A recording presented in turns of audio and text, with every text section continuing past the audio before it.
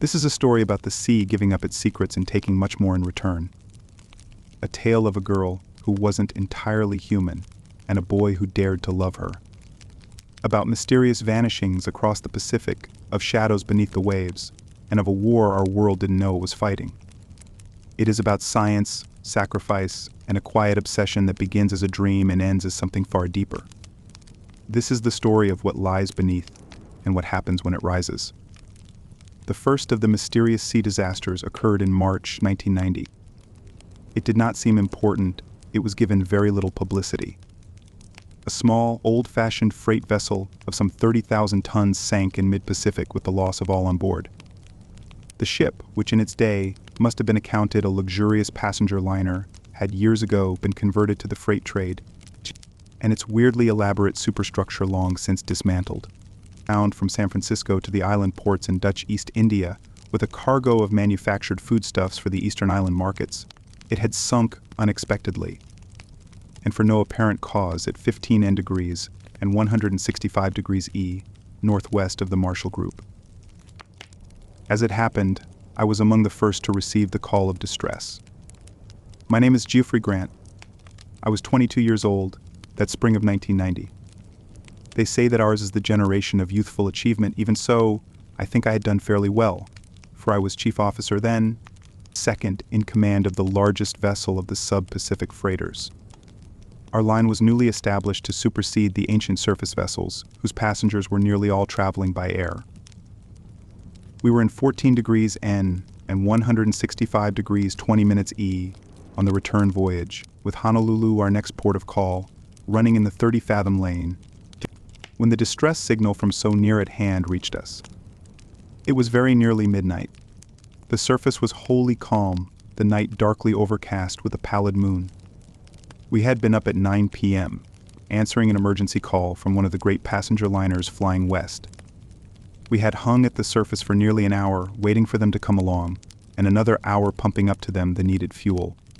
My superior was disgruntled. It put us late for our connections at the Hawaiians, and with our schedule demanding 50 knots, there was little chance of U.S. making it up. I was sitting off duty, in my cabin at midnight, listening to young Arturo Plantet drooling on his violin. He was our only passenger.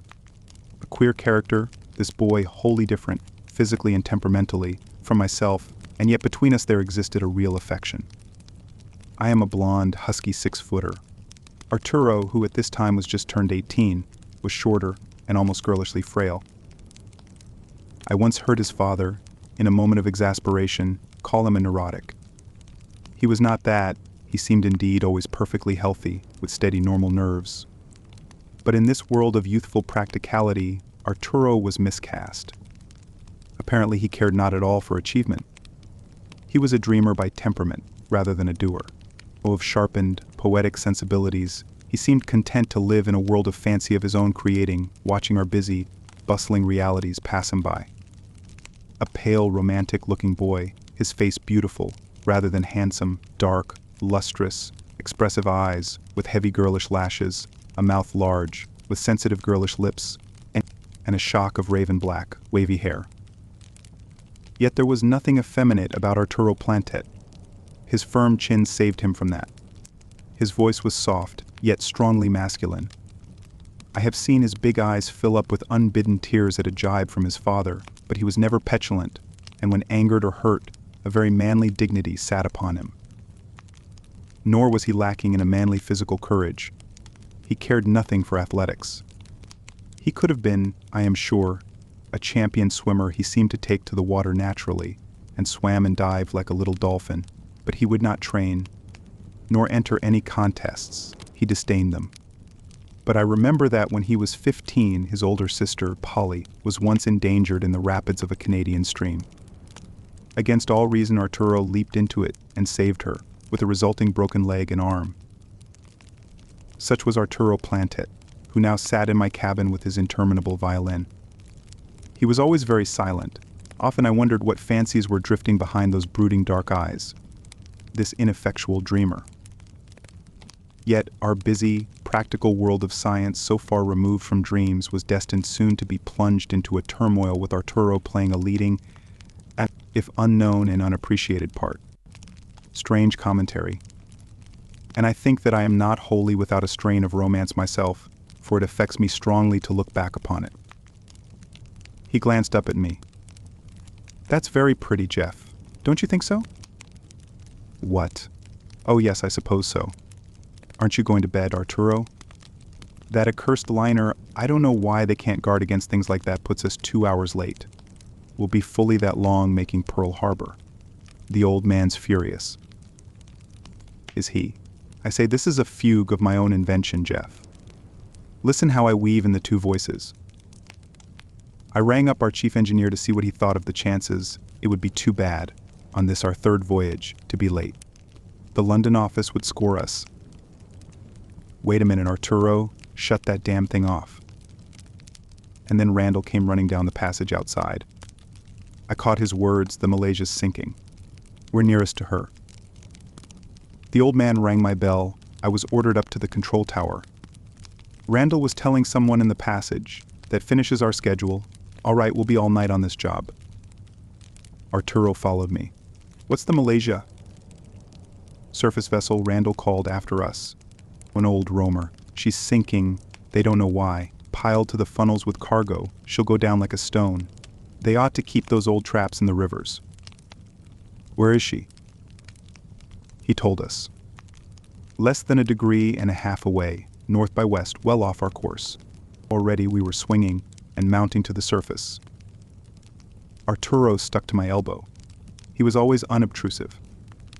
The old man allowed him the run of the ship, partly because he liked the boy, and also because of Dr. Plantet's influence and the considerable investment he had made when our line was financed.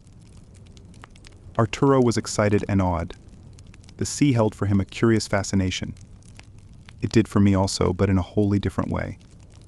To me, the sea was primarily a world of mechanisms, of mathematical charts, schedules to be maintained, a scientific business to be handled with skillful exactitude. To Arturo, it seemed still to be a world of fairy romance, or a mighty monster in its anger. To his eyes, its surface still held scudding ships of ancient fashion, argosies sailing hopefully over the storm-lashed waves toward unknown shining harbors.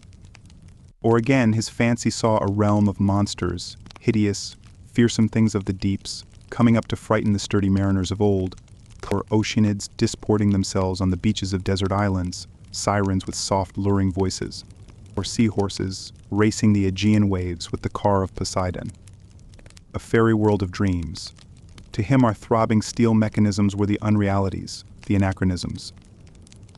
He was wildly excited now at the shipwreck call. But there was nothing to see, nothing to hear. The one hurried signal that Randall had picked up was the last. We reached the scene and cruised the surface. A litter of wreckage floating in a wan moonlight on an oily sea. We dived as far as we dared. But even under our brilliant lights, there was nothing significant to be seen. The Malaysia had gone on down. We were not far from the Marshall Ridge here, but there were still several thousand fathoms down to this floor of the Great Pacific Basin. The Malaysia had gone, and we could not follow her. This was the first of the many queer things that happened that spring and summer of 1990. I find them difficult to set down in any logical sequence, for at the time they seemed to have no logic. There were several other unaccountable sea disasters to surface vessels. A whaler, with its attendant searching Wasp planes loaded on its landing stage, was cruising south of the Aleutians, coming back to Skagway. It never reached there, never was heard from again. As though in the old days, before any of the aerial or underwater communications were perfected, it merely vanished.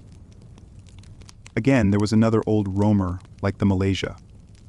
It was at 15 degrees N, south of the Hawaiians. It sent out one startled call, sinking no reason. It was gone before help could reach it. And like the Malaysia, none of its lifeboats were found, no life rafts, none of its safety devices put to any use, no single person found alive or dead upon the scene of its sinking. There was at first little newspaper or radio comment. The public news organizations were engrossed with the Yellow Peril complications. The Yellow War, so recently past, had its aftermath of bitterness, mingled with the cupidity which was rapidly forcing a renewal of commerce. The mysterious sea disasters passed with a cursory comment. The airlines made more of them. In April, the great Trans-Pacific Aircraft Corporation began a broadcasted inquiry into the dangers of ocean travel. It was propaganda solely, and suddenly several of the world governments shut down upon it. The subject, quite naturally, was of vital interest to our company. There were 2 vessels lost in March, 2 in April, and in May no less than 6. All surface ships, slow, old-fashioned freighters, food-laden. And what interested us most, all were lost in the Pacific, or its fringing seas. By this time there would normally have been a very great world comment. I wondered why there was not, and did not dream until afterward that, by April, the whole subject was under strict government censorship, with all publicity forbidden. By May, the surface lines were gradually withholding their Pacific sailings. Our line was rushed, overloaded with business. There was, with us, considerable official perturbation. I knew it, though we were strictly forbidden aboard ship to mention it. Our directors were frightened, especially when Lloyd's and the Amalgamated Marine underwriters raised our insurance, though as yet no submersible anywhere had met with disaster, or even with any unusual occurrence. And then, in June, one of our largest vessels, sister ship of the one on which I had my post, left Guam and apparently headed into the Nero Deep and stayed there. It brought consternation to us all. I was ashore at the time, visiting Dr. Plantet with Arturo and Polly in their home on the Maine coast.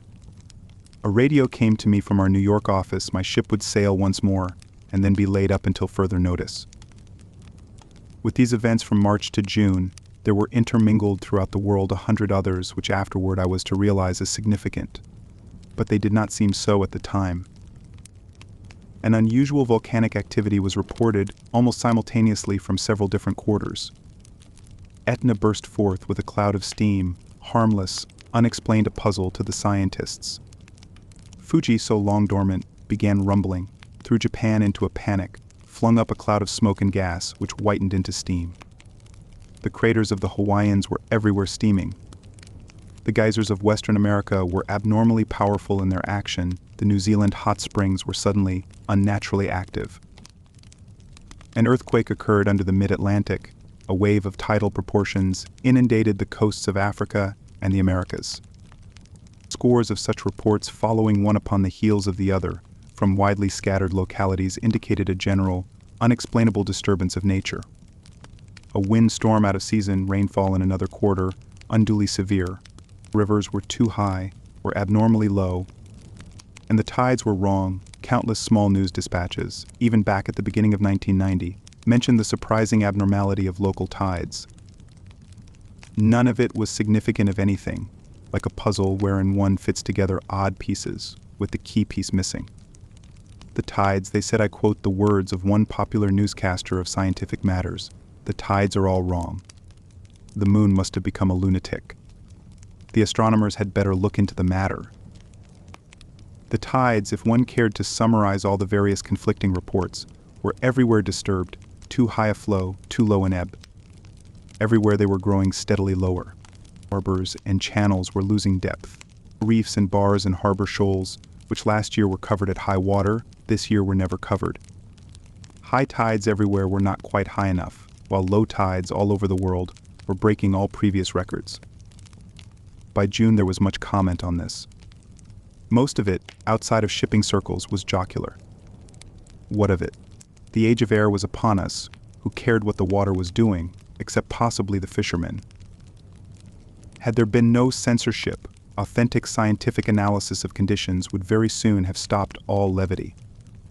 It did stop on July 18th, when Dr. Plantet prevailed upon the world governments to make the matter fully public. That last voyage of mine in June was without incident, save one. It was witnessed only by myself and Arturo, one occurrence most significant of all that had preceded it. Arturo had made half a dozen voyages with me. He loved the sea. He would have none of air travel, nor surface sailing, but the subsea seemed to hold a lure for him. Hours at a time he would sit by my elbow at the tower window, gazing forward into the glow of our headlight.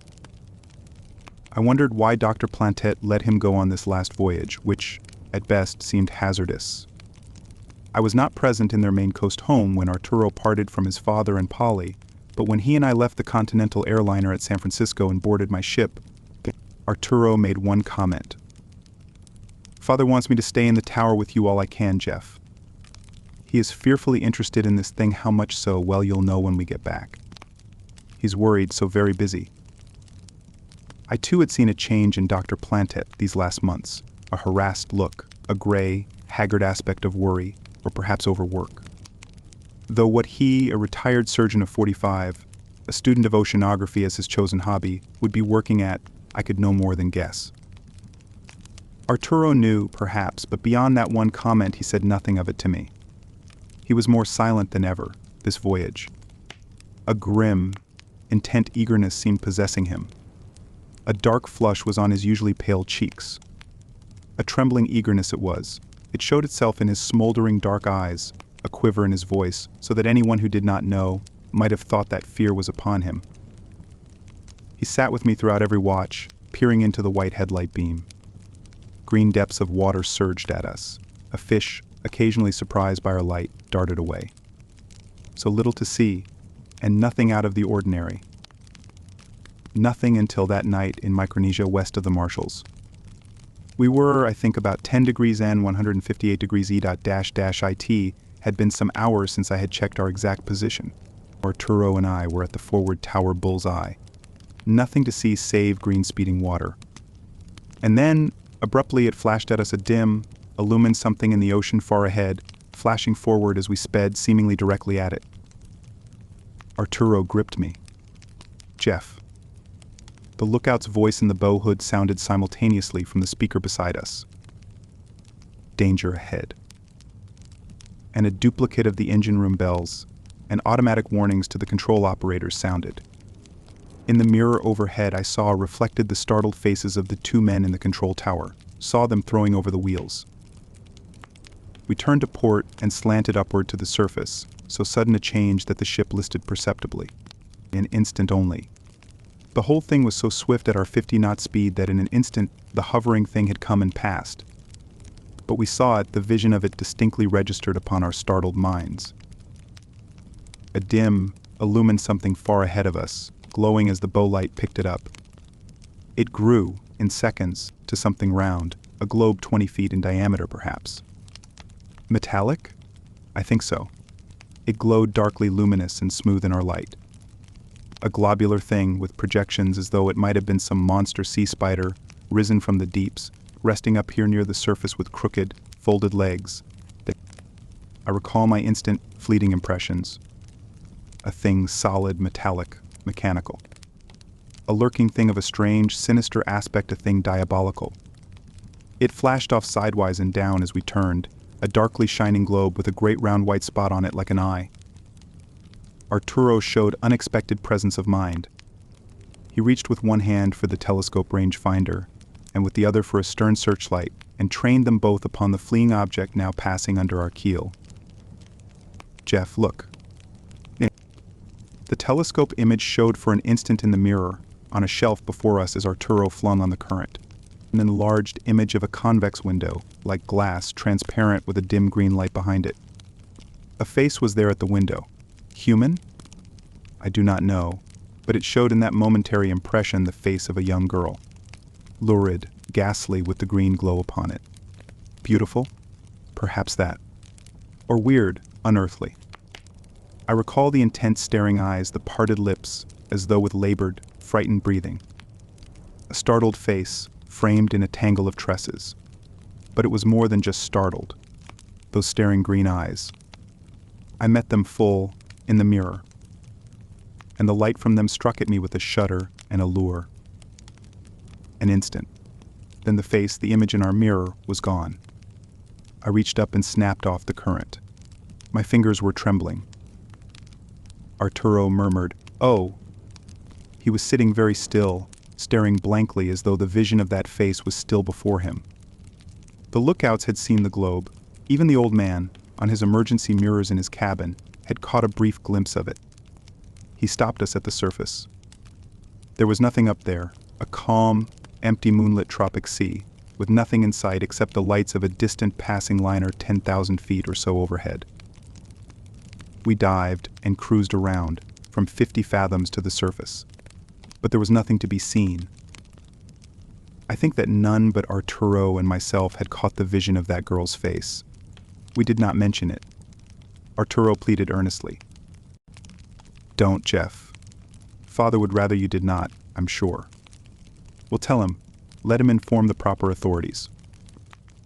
I was determined, in the interests of my superiors, that our Director General should know as soon as I reached New York. But that was no reason for spreading it aboard ship. It was the only abnormal incident of that last voyage. Naturally, it left me wondering, as if here were the key piece to all these scattered happenings. 1,000 vague conjectures, romantic, fearsome, surged within me. Ships drawn under. Ships, always food-laden.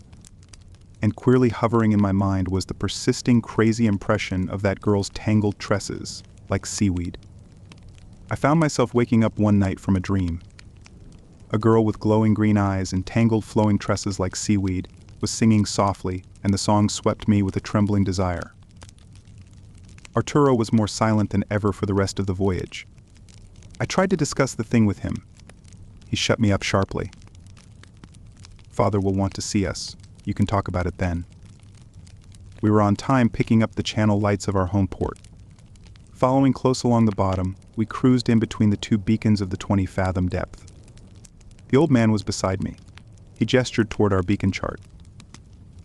Those lights, Jeff, are at 20 fathoms, low tide. You and I know it as well as we know our names. But look at them. We were passing level with the caisson. 20 fathoms. This was low tide now, and it did not need the special danger bulletins which had been flashed to us at every port, all the way from Java, to warn us that something was wrong. 20 fathoms? There were barely 10. Arturo and I transshipped to the Continental passenger liner, and again at New York, we took the Reykjavik local mail, with first stop at Portland.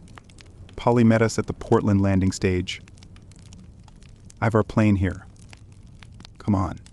She kissed Arturo and gave me her hand. You're safe. We've been rather worried until we got your landing message. Arturo's sister was a year older than he, at this time, 19. As different from Arturo as a sister well could be. She was a practical little person. There was nothing of the ineffectual dreamer about Polly Plantet. They were distant relatives of mine, and I had known Polly since she was 10. We called her then Roly Polly, a chunky little girl with a round moon face and long chestnut curls. I recall how she hated the nickname, but instead of crying, she dashed at us boys, fighting us with flailing little fists. At 19, her moon face had lengthened, but it was still solidly practical. Her figure was not chunky now, but even the most lavish flatterer would never have called her willowy. A solidly wholesome, determined little thing, this Polly Plantet. Quiet of demeanor, purposeful, yet withal tempered by a feminine softness. In stature, she was something around 5 feet. Vigorously healthy, she seemed to me the very personification of healthy, normal young womanhood. Dr. Plantet's wife had died when Arturo still was in infancy.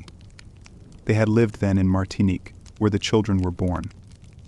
A mixed heritage, Dr. Plantet Anglo-Saxon, his wife Latin, with both French and Spanish mingled in her.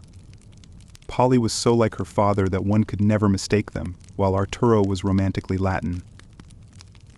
Motherless, Arturo had found in Polly almost a mother. Dr. Plantet was by nature intolerant of human failings, or so at least it always seemed to me. He did not understand his son, and to Polly went, if not his greatest love, certainly all the understanding comradeship of their daily life. But Polly understood her brother. The essential womanly softness of the girl's nature showed at its best with Arturo.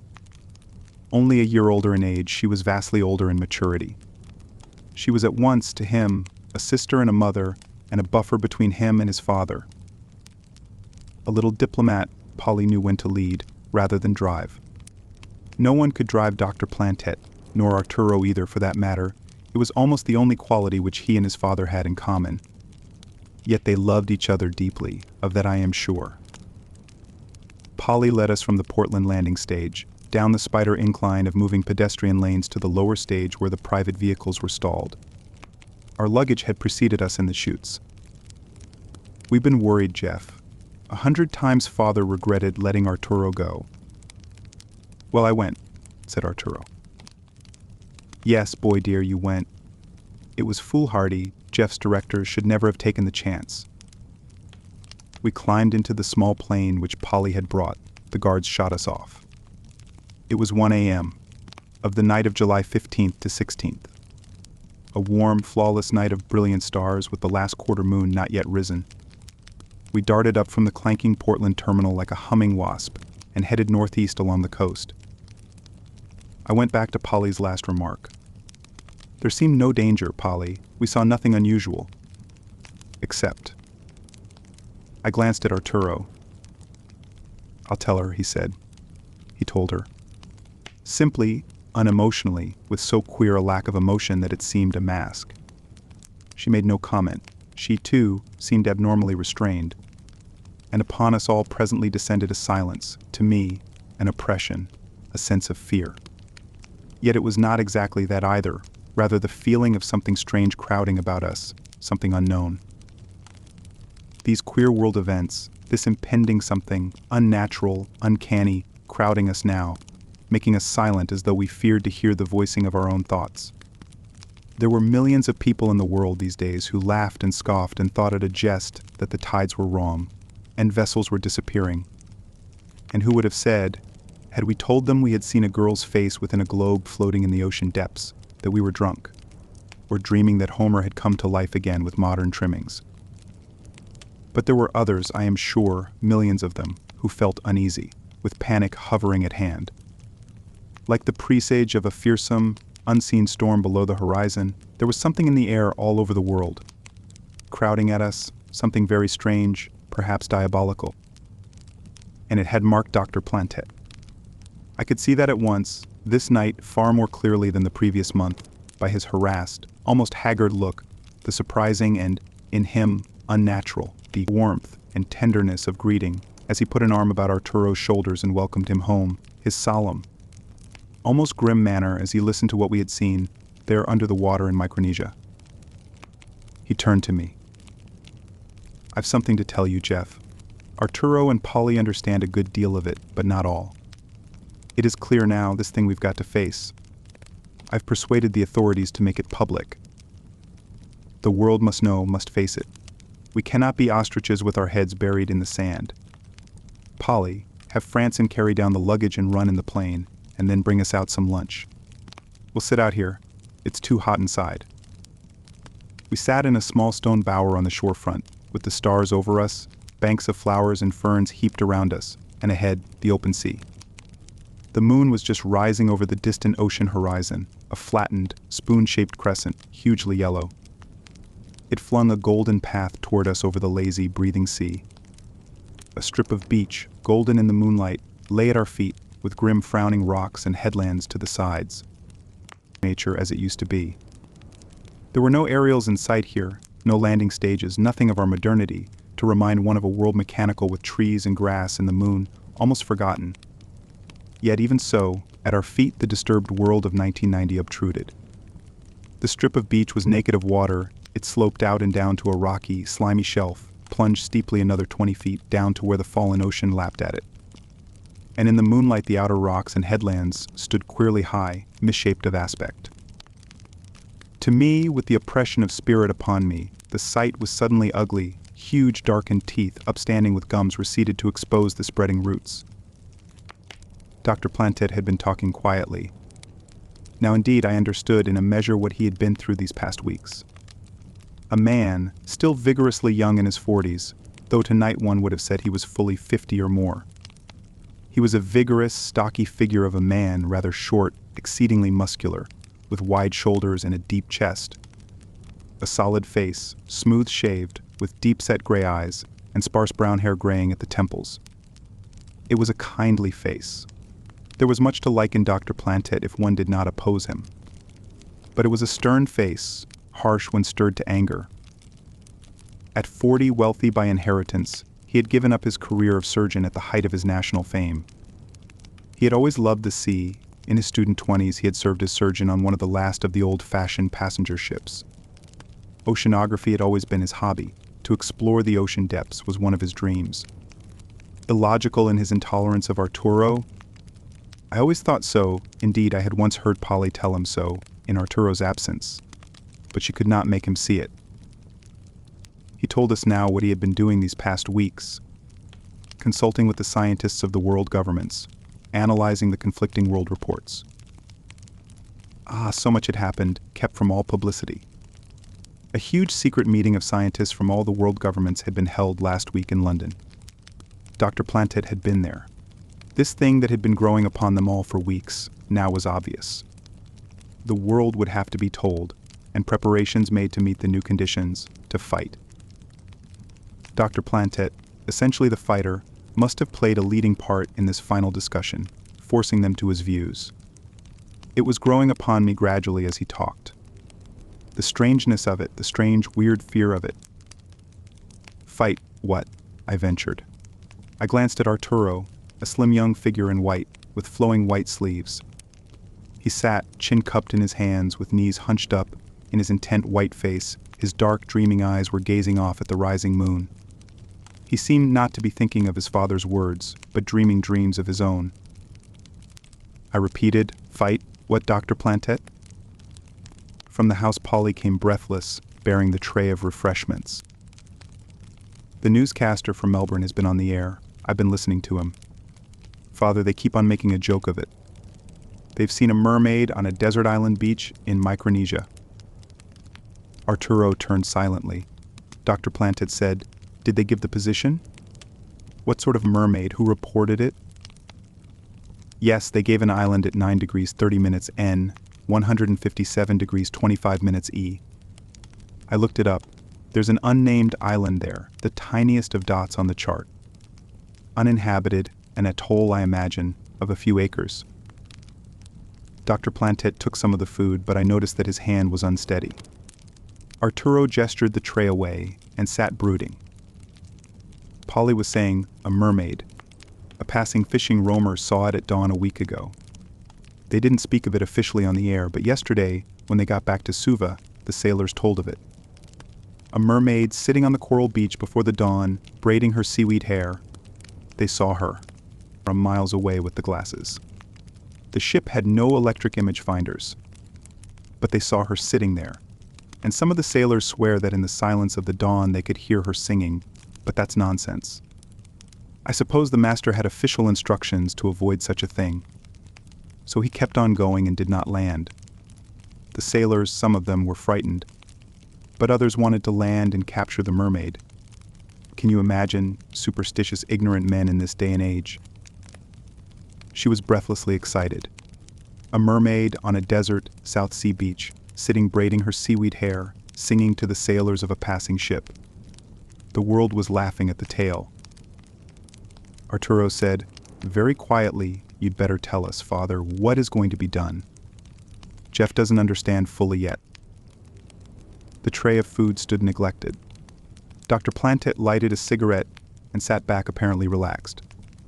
He spoke quietly, at first precisely, as though carefully choosing his words to my understanding, but there was in his voice a grim sense of power, and his burning eyes clung steadily to my face. "Jeff, this is no new thing to me. This culmination is, I grant, I had never thought of actually living to see it, but the possibility.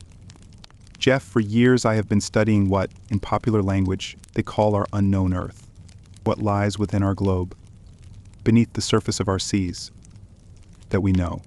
But deeper still, beyond, beneath the ocean bottom, then what? Some 6 miles it is, Jeff, from the summit of Mount Everest to the ocean level. And another 6 miles to the abyss of the Nero Deep. 12 miles or so. What is that? Our globe has 8,000 miles of interior.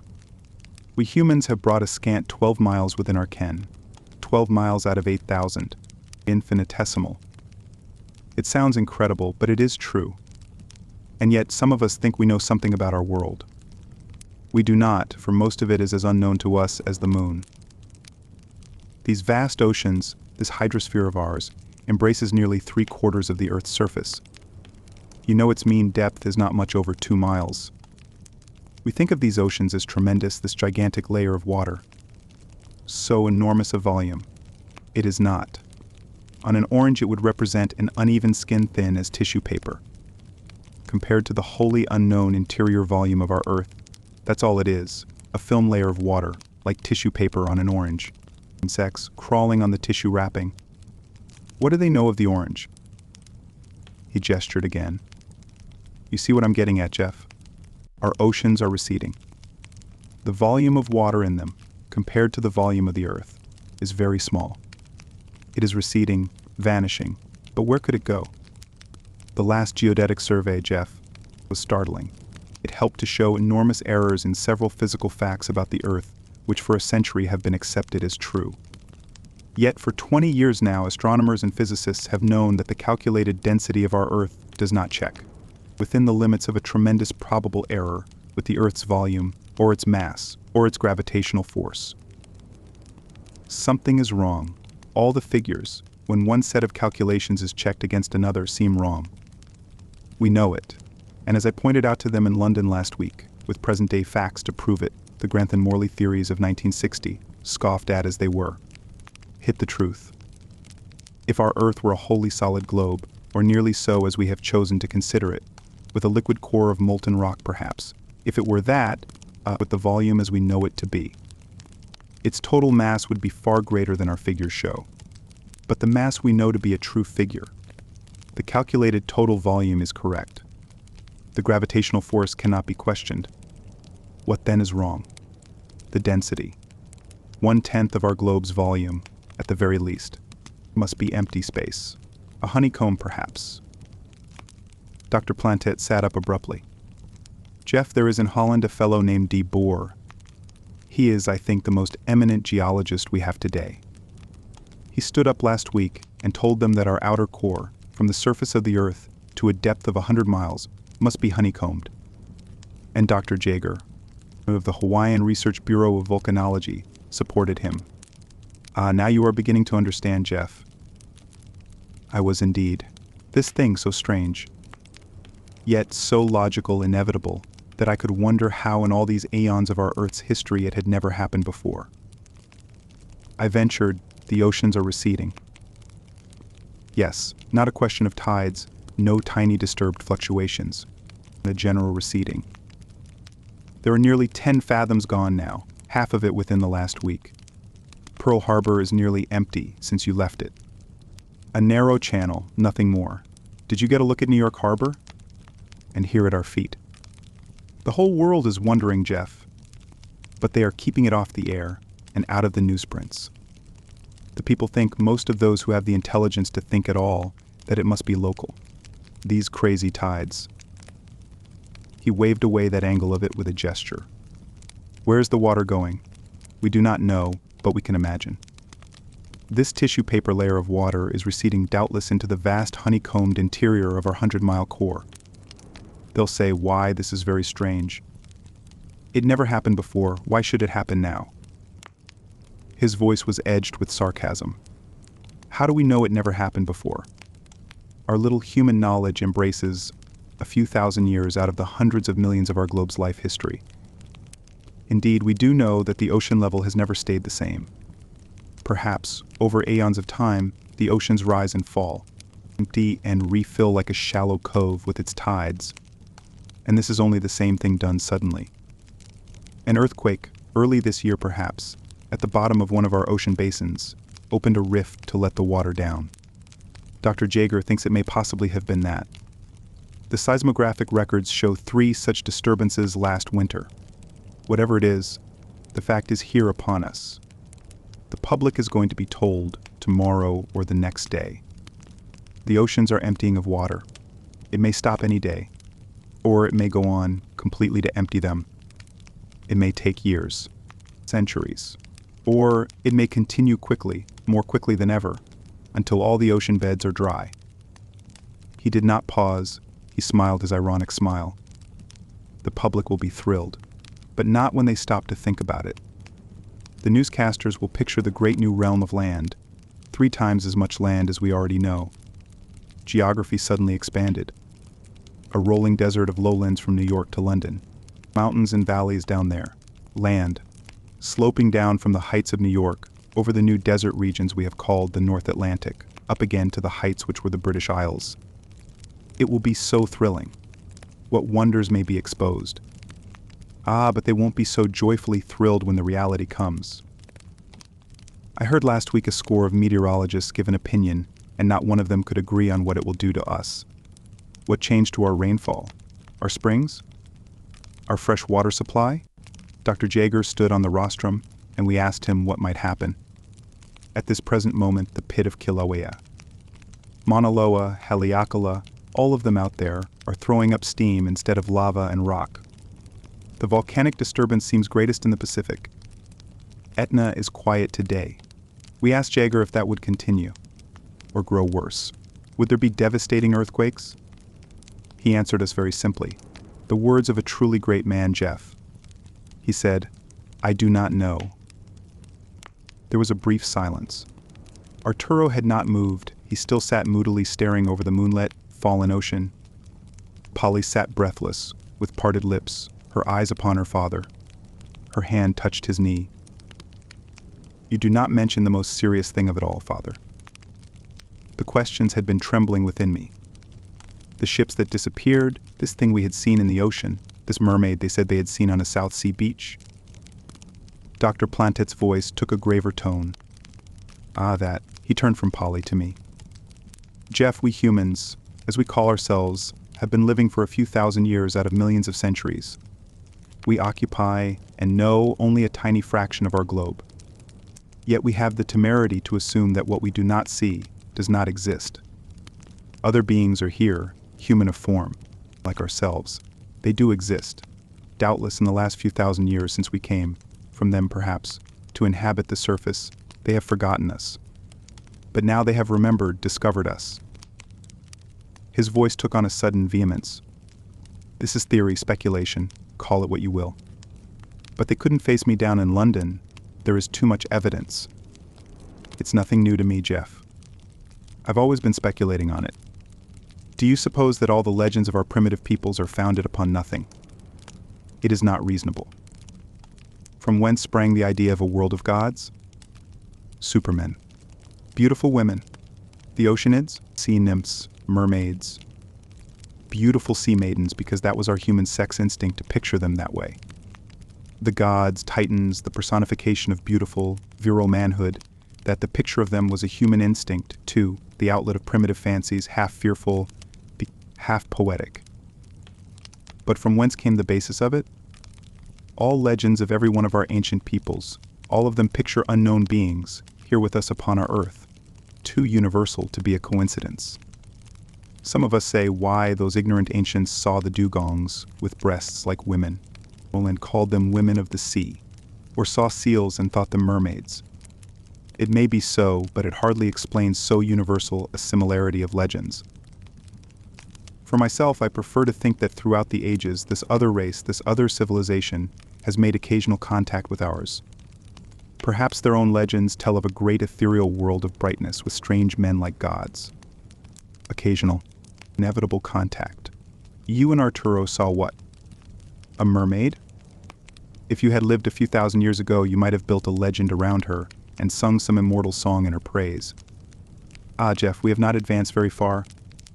They saw a mermaid on a beach in Micronesia last week. And if we let them alone, though this is 1990, Jeff, the newscasters would presently blaze out with doggerel verse about her. Where is the difference? My head was whirling with it. Not his sarcastic gibes, but this thing incredible, but proved by every detail of what had already happened. Facts not to be denied. Diversified happenings, so reasonless until the key piece was supplied. Ships drawn under. Ships, always food-laden. Doctor. Plantett was saying, they're coming out, Jeff, these people of our vague legends. I conceived possibly, and Jaeger and de Boer agreed with me, that this sudden subterranean outlet of our oceans is not necessarily from a natural disturbance. Perhaps these other humans, they must at least be human. Our ancestors, perhaps, and I think probably more advanced than ourselves. Perhaps they have found the water a barrier and have planned to drain it away. There is a clear connection in every fact we have observed, Jeff. They are under the Pacific Ocean undoubtedly, coming up to steal our ships for the food they contain. They have done that, but what worse will they do? Come up when the water is drained. And attack us? I think so. I think even now they may be coming with what strange devices to conquer the ocean depths and to conquer us. We can only guess. Coming up to conquer for their own uses the bright ethereal realm of their legends. I believe that is what is going on down there now. And we must prepare for it. I've told our governments so. And they see that it is a fact. The world public will know it by day after tomorrow. The strangest danger that ever has threatened us. Use trying to avoid it. No sense in trying to explain away facts which nothing else can explain. You can't say this is too strange. It cannot happen. That's childish because it is happening. The greatest menace in our history is upon us. I find it difficult to convey a picture of those following days.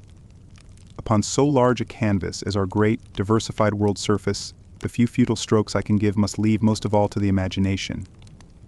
What fragments came within my limited knowledge I can tell as they recur to me. No one could grasp it as a whole, except those in authority, flanked with their busy scientific staffs, poring over endless reports, charts, summaries of world conditions, and the myriad of diversified world happenings, abnormal, startling, fearful some of them, wide-flung events seemingly so unrelated, but each making up its tiny portion of the whole. We got them there in Dr. Plantet's home at sea end hourly from the newscasters. 10 fathoms of water gone from the oceans, harbors dry, rivers tumbling down new waterfalls where once had been the river's mouth. 100 local items of emptied waterfronts, fishing vessels stranded in the harbor mud, canals being closed everywhere to traffic.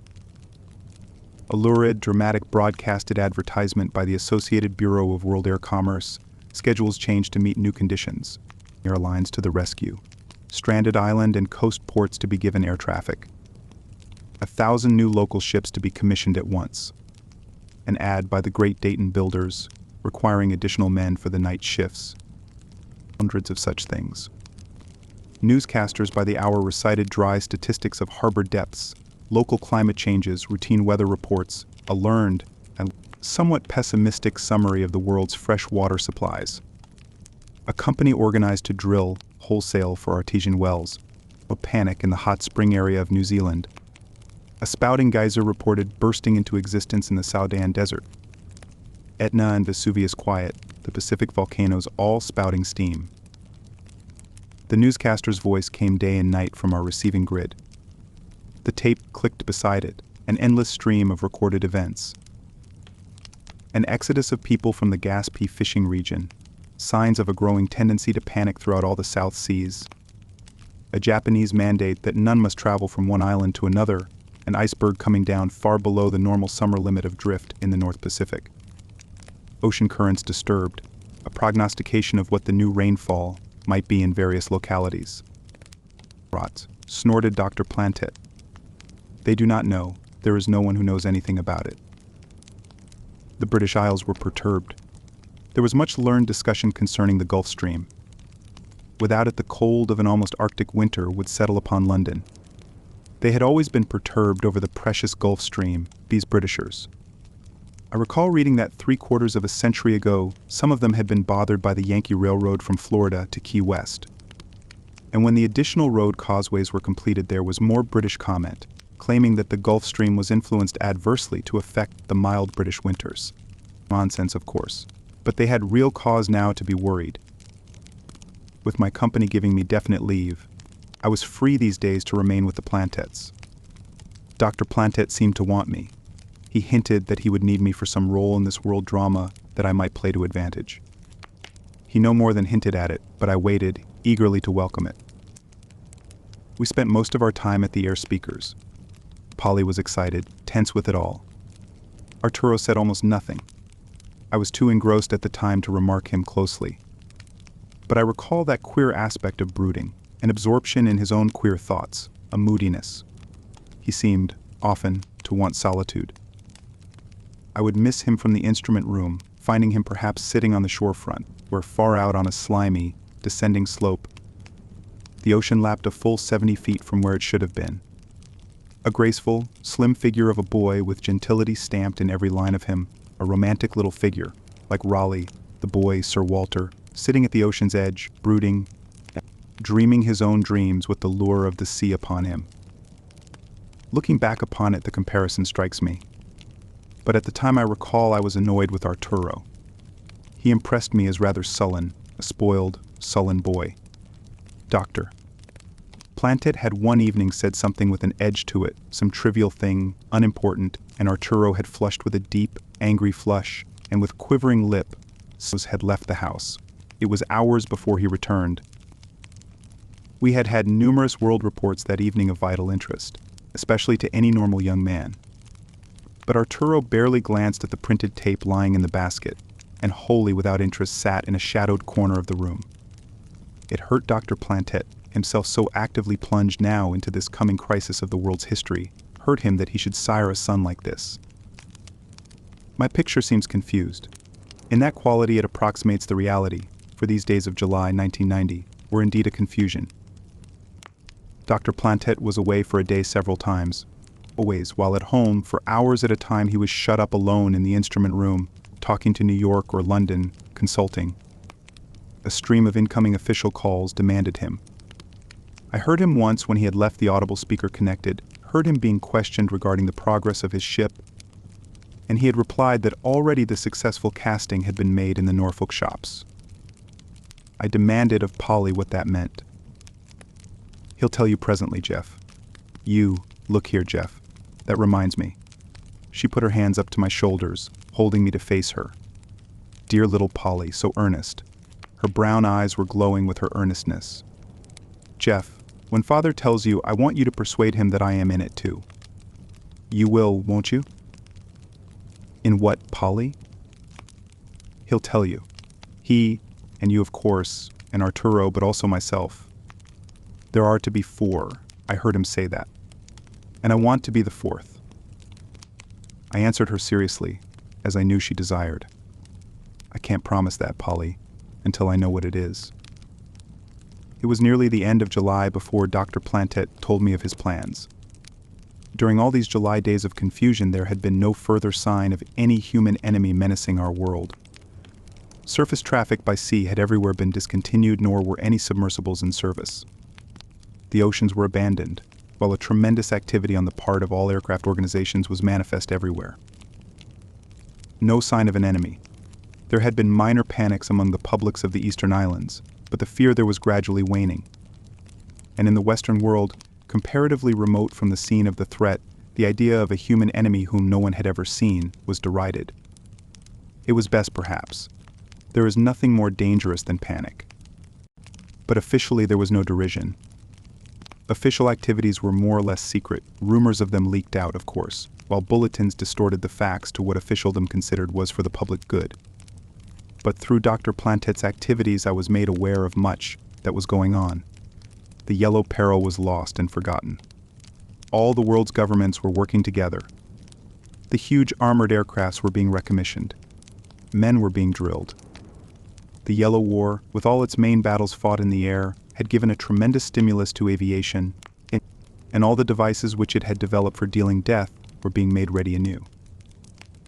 Under-ocean warfare was a thing of the distant past, but that, too, was being resuscitated. I heard that they were building armored submersibles. A Brazilian engineer, Juan Lopez, came suddenly into prominence with his claim for an underwater death-dealing ray.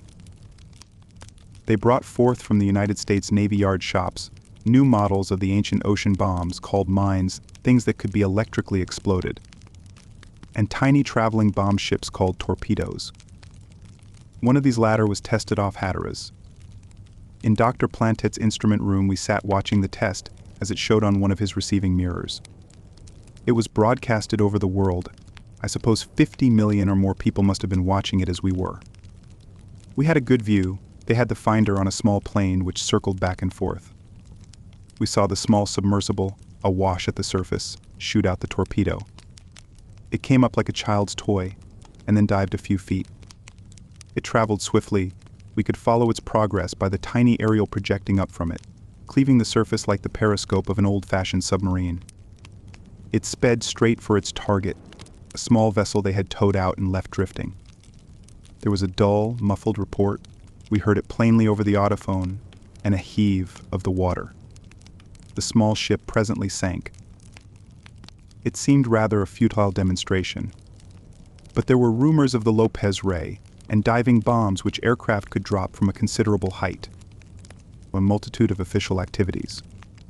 Dr. Plantet was concerned with many of them, but mostly with this enterprise of his own at Norfolk. He was almost without sleep. Far into the night he would sit over charts, or blueprints, or casting up seemingly endless mathematic formulae. And several times engineers came from Norfolk to see him, frequently taking him back with them. On July 29th, he chose to tell me what he was doing. "Come into the library, Jeff." It was after midnight, and he had just returned from a swift visit to Norfolk. "Come into the library, you and Polly. Where is Arturo?" The soft, plaintive notes of Arturo's violin from his bedroom upstairs told us only too surely. A shadow crossed Dr. Plantet's tired face, but his muttered, contemptuous oath was vigorous enough. He said brusquely, "Very well, let him alone, Jeff. He probably isn't interested." Polly had joined us. "He is, Father, I'll get him." I heard her voice when she got up the incline. "Arturo. Father is back. It's successful. They've tried the hull under pressure. Boy dear." The door closed upon her, but she came down presently with Arturo. I had not seen him all day. "Hola, Jeff." He smiled at me. "Good evening, Father." He kissed his father. I had not seen him do it for a year. "Polly says it is a success." "I'm very glad, Father dear." I did not miss Dr. Plantet's gesture as Arturo kissed him, nor mistake it. His powerful hands on Arturo's slim shoulders seemed involuntarily to tighten, a caress, and it seemed a gesture of possession, as though this son, drifting away in spirit, were suddenly restored to him. A stern, vigorous man, cruel sometimes in his sternness, but I could see at that instant the love that he bore for his son, could see it in his convulsive, clinging gesture, as if he feared that Arturo, who had come to him now, might soon be snatched away. It may have been a premonition. "Yes, lad, a success. Come into the library, I'll tell you all about it." We went in. I sat listening to Dr. Plantet. But for a time my gaze and half my thoughts were upon Arturo. He seemed this night abruptly older. He sat with what I fancied were wandering thoughts, striving to listen to his father, striving to nod, to smile, once or twice to question. But his mind was on something else, something eagerly frightening. I could not miss the tenseness of him, and the new, older aspect of affection with which he regarded his father and Polly. Something within his mind absorbed him, burning eagerness for something frightening. Polly saw it. She eyed me once significantly. She moved over and sat beside Arturo, with her arm around him. And he leaned down and kissed her. Strange adventure, which Dr. Plantet now proposed us. Awe-inspiring, to me, adventurous by nature, and with the lure of the sea upon me, it nevertheless came as a shock, and a great thrill. I listened, and presently forgot Arturo, and had no eyes for anything but Dr. Plantet's tired, intent face. I had no thought for anything but his words. He was brief, abrupt. The oceans were receding, but it might be months before they had fallen appreciably toward their greater hidden depths. Meanwhile, our governments were preparing to fight some unknown, unseen human enemy. No one knew the nature of this menace. If we were to be assailed, where would it be? In the Pacific, doubtless, but the Pacific is a wide-flung area. "I believe," said Dr. Plantet, "that if we could locate them, we would find this enemy preparing to attack us. We will be months getting ready. In the meantime, what? Are we to wait without trying to find out what our assailants are doing? The floor of the great Pacific Basin, suppose somewhere down there." He paused. I stammered suddenly, "You've been building a ship, but the deeps? Why, it's unthinkable." "But it is not, Jeff. Oh, the great deeps are beyond us with the water that now lies over them. They are safe from our prying eyes. But I can penetrate 2,000 fathoms. I think I had never seen him so vehement, a triumph upon him, an excitement almost boyish with this enterprise the product of his genius and intrepidity. "I've been working on it a long time, Jeff, from the very first reports of the abnormal tides. Polly will tell you how I've worked. If we can locate this enemy, even determine beyond the shadow of a doubt that there is such an enemy, what a stimulus to our own preparations for defense. The possibility perhaps of our nation making an attack and carrying the warfare down to them. Just today, he said, they had tested the hull of his tiny ship for that depth. 2,000 fathoms, 12,000 feet. The craft was a tiny affair indeed. A crew of 3 or 4. A little dolphin, flashing under the sea with a speed up to 70 knots. In barely 2 weeks we'll be ready, Jeff. Oh, they haven't stinted me. The government has stood ready with its funds and all its resources. I've had materials from a dozen countries rushed here by the fastest wasps we could commandeer. I've had the pick of all the technical men developing this new principle on hydraulics, internal, reciprocating pressure. Call it what you will, we haven't named it yet, and I'm using the new Paradigm atomic engine. It's nearly ready, the cleanest running little thing. Paradigm himself believes we'll get 70 knots. The Australian Commonwealth through mail is planning to stop their flyer at Norfolk and carry us over the Pacific. Set us down where we like to begin our voyage. A diving range of 2,000 fathoms, Jeff, we've tested it for that, with a fair margin of safety. And I can get another 500 of littoral region with the Franklin searchlights. 2,000 fathoms. The great unknown oceans, with this little dolphin of a ship flashing down into them to such a depth. And I was to be on board. It set a thrill upon me. So might Columbus have felt when from the Queen's fair hand came the money that made his voyage possible. But it must have been a thrill both of eagerness and of fear. 2,000 fathoms? Why, we could skim the sides of the Tonga and Marshall Ridges, follow the Marianne Trench to where it yawned into the Nero Deep. 2,000 fathoms? What gullies might we explore? What troughs and furrows could we traverse up the steep slopes to the island-bearing rises? Why, what a realm of the unknown to bring so suddenly to our ken. Dr. Plantet was saying, "You'll go, Jeff, of course." Ah, now you see why I've kept you here, to be my navigator. I could not find one I would sooner trust, for all your youth. If our world is to be assailed, we'll locate the point of attack. And I was chosen for such a voyage as this. I suddenly saw Dr. Plantet to be a name immortal, and the man himself sat here planning his voyage into the great Pacific.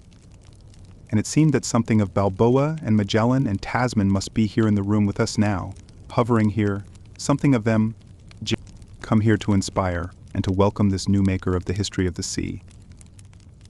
And I was chosen to be upon such a voyage as this.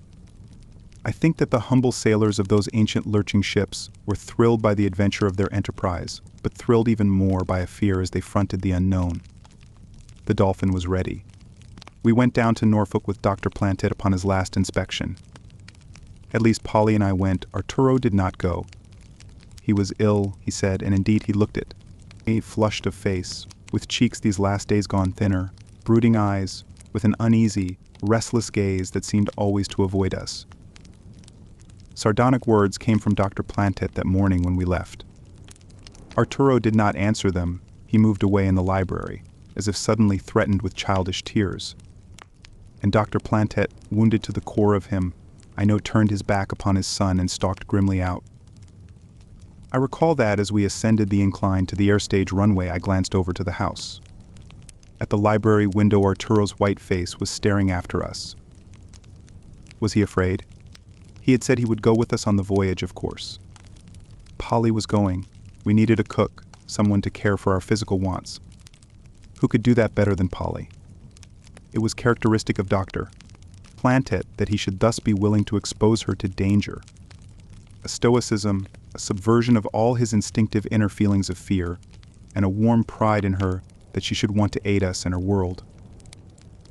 How much more keenly, then, did he feel shame for Arturo? Was the boy a physical coward?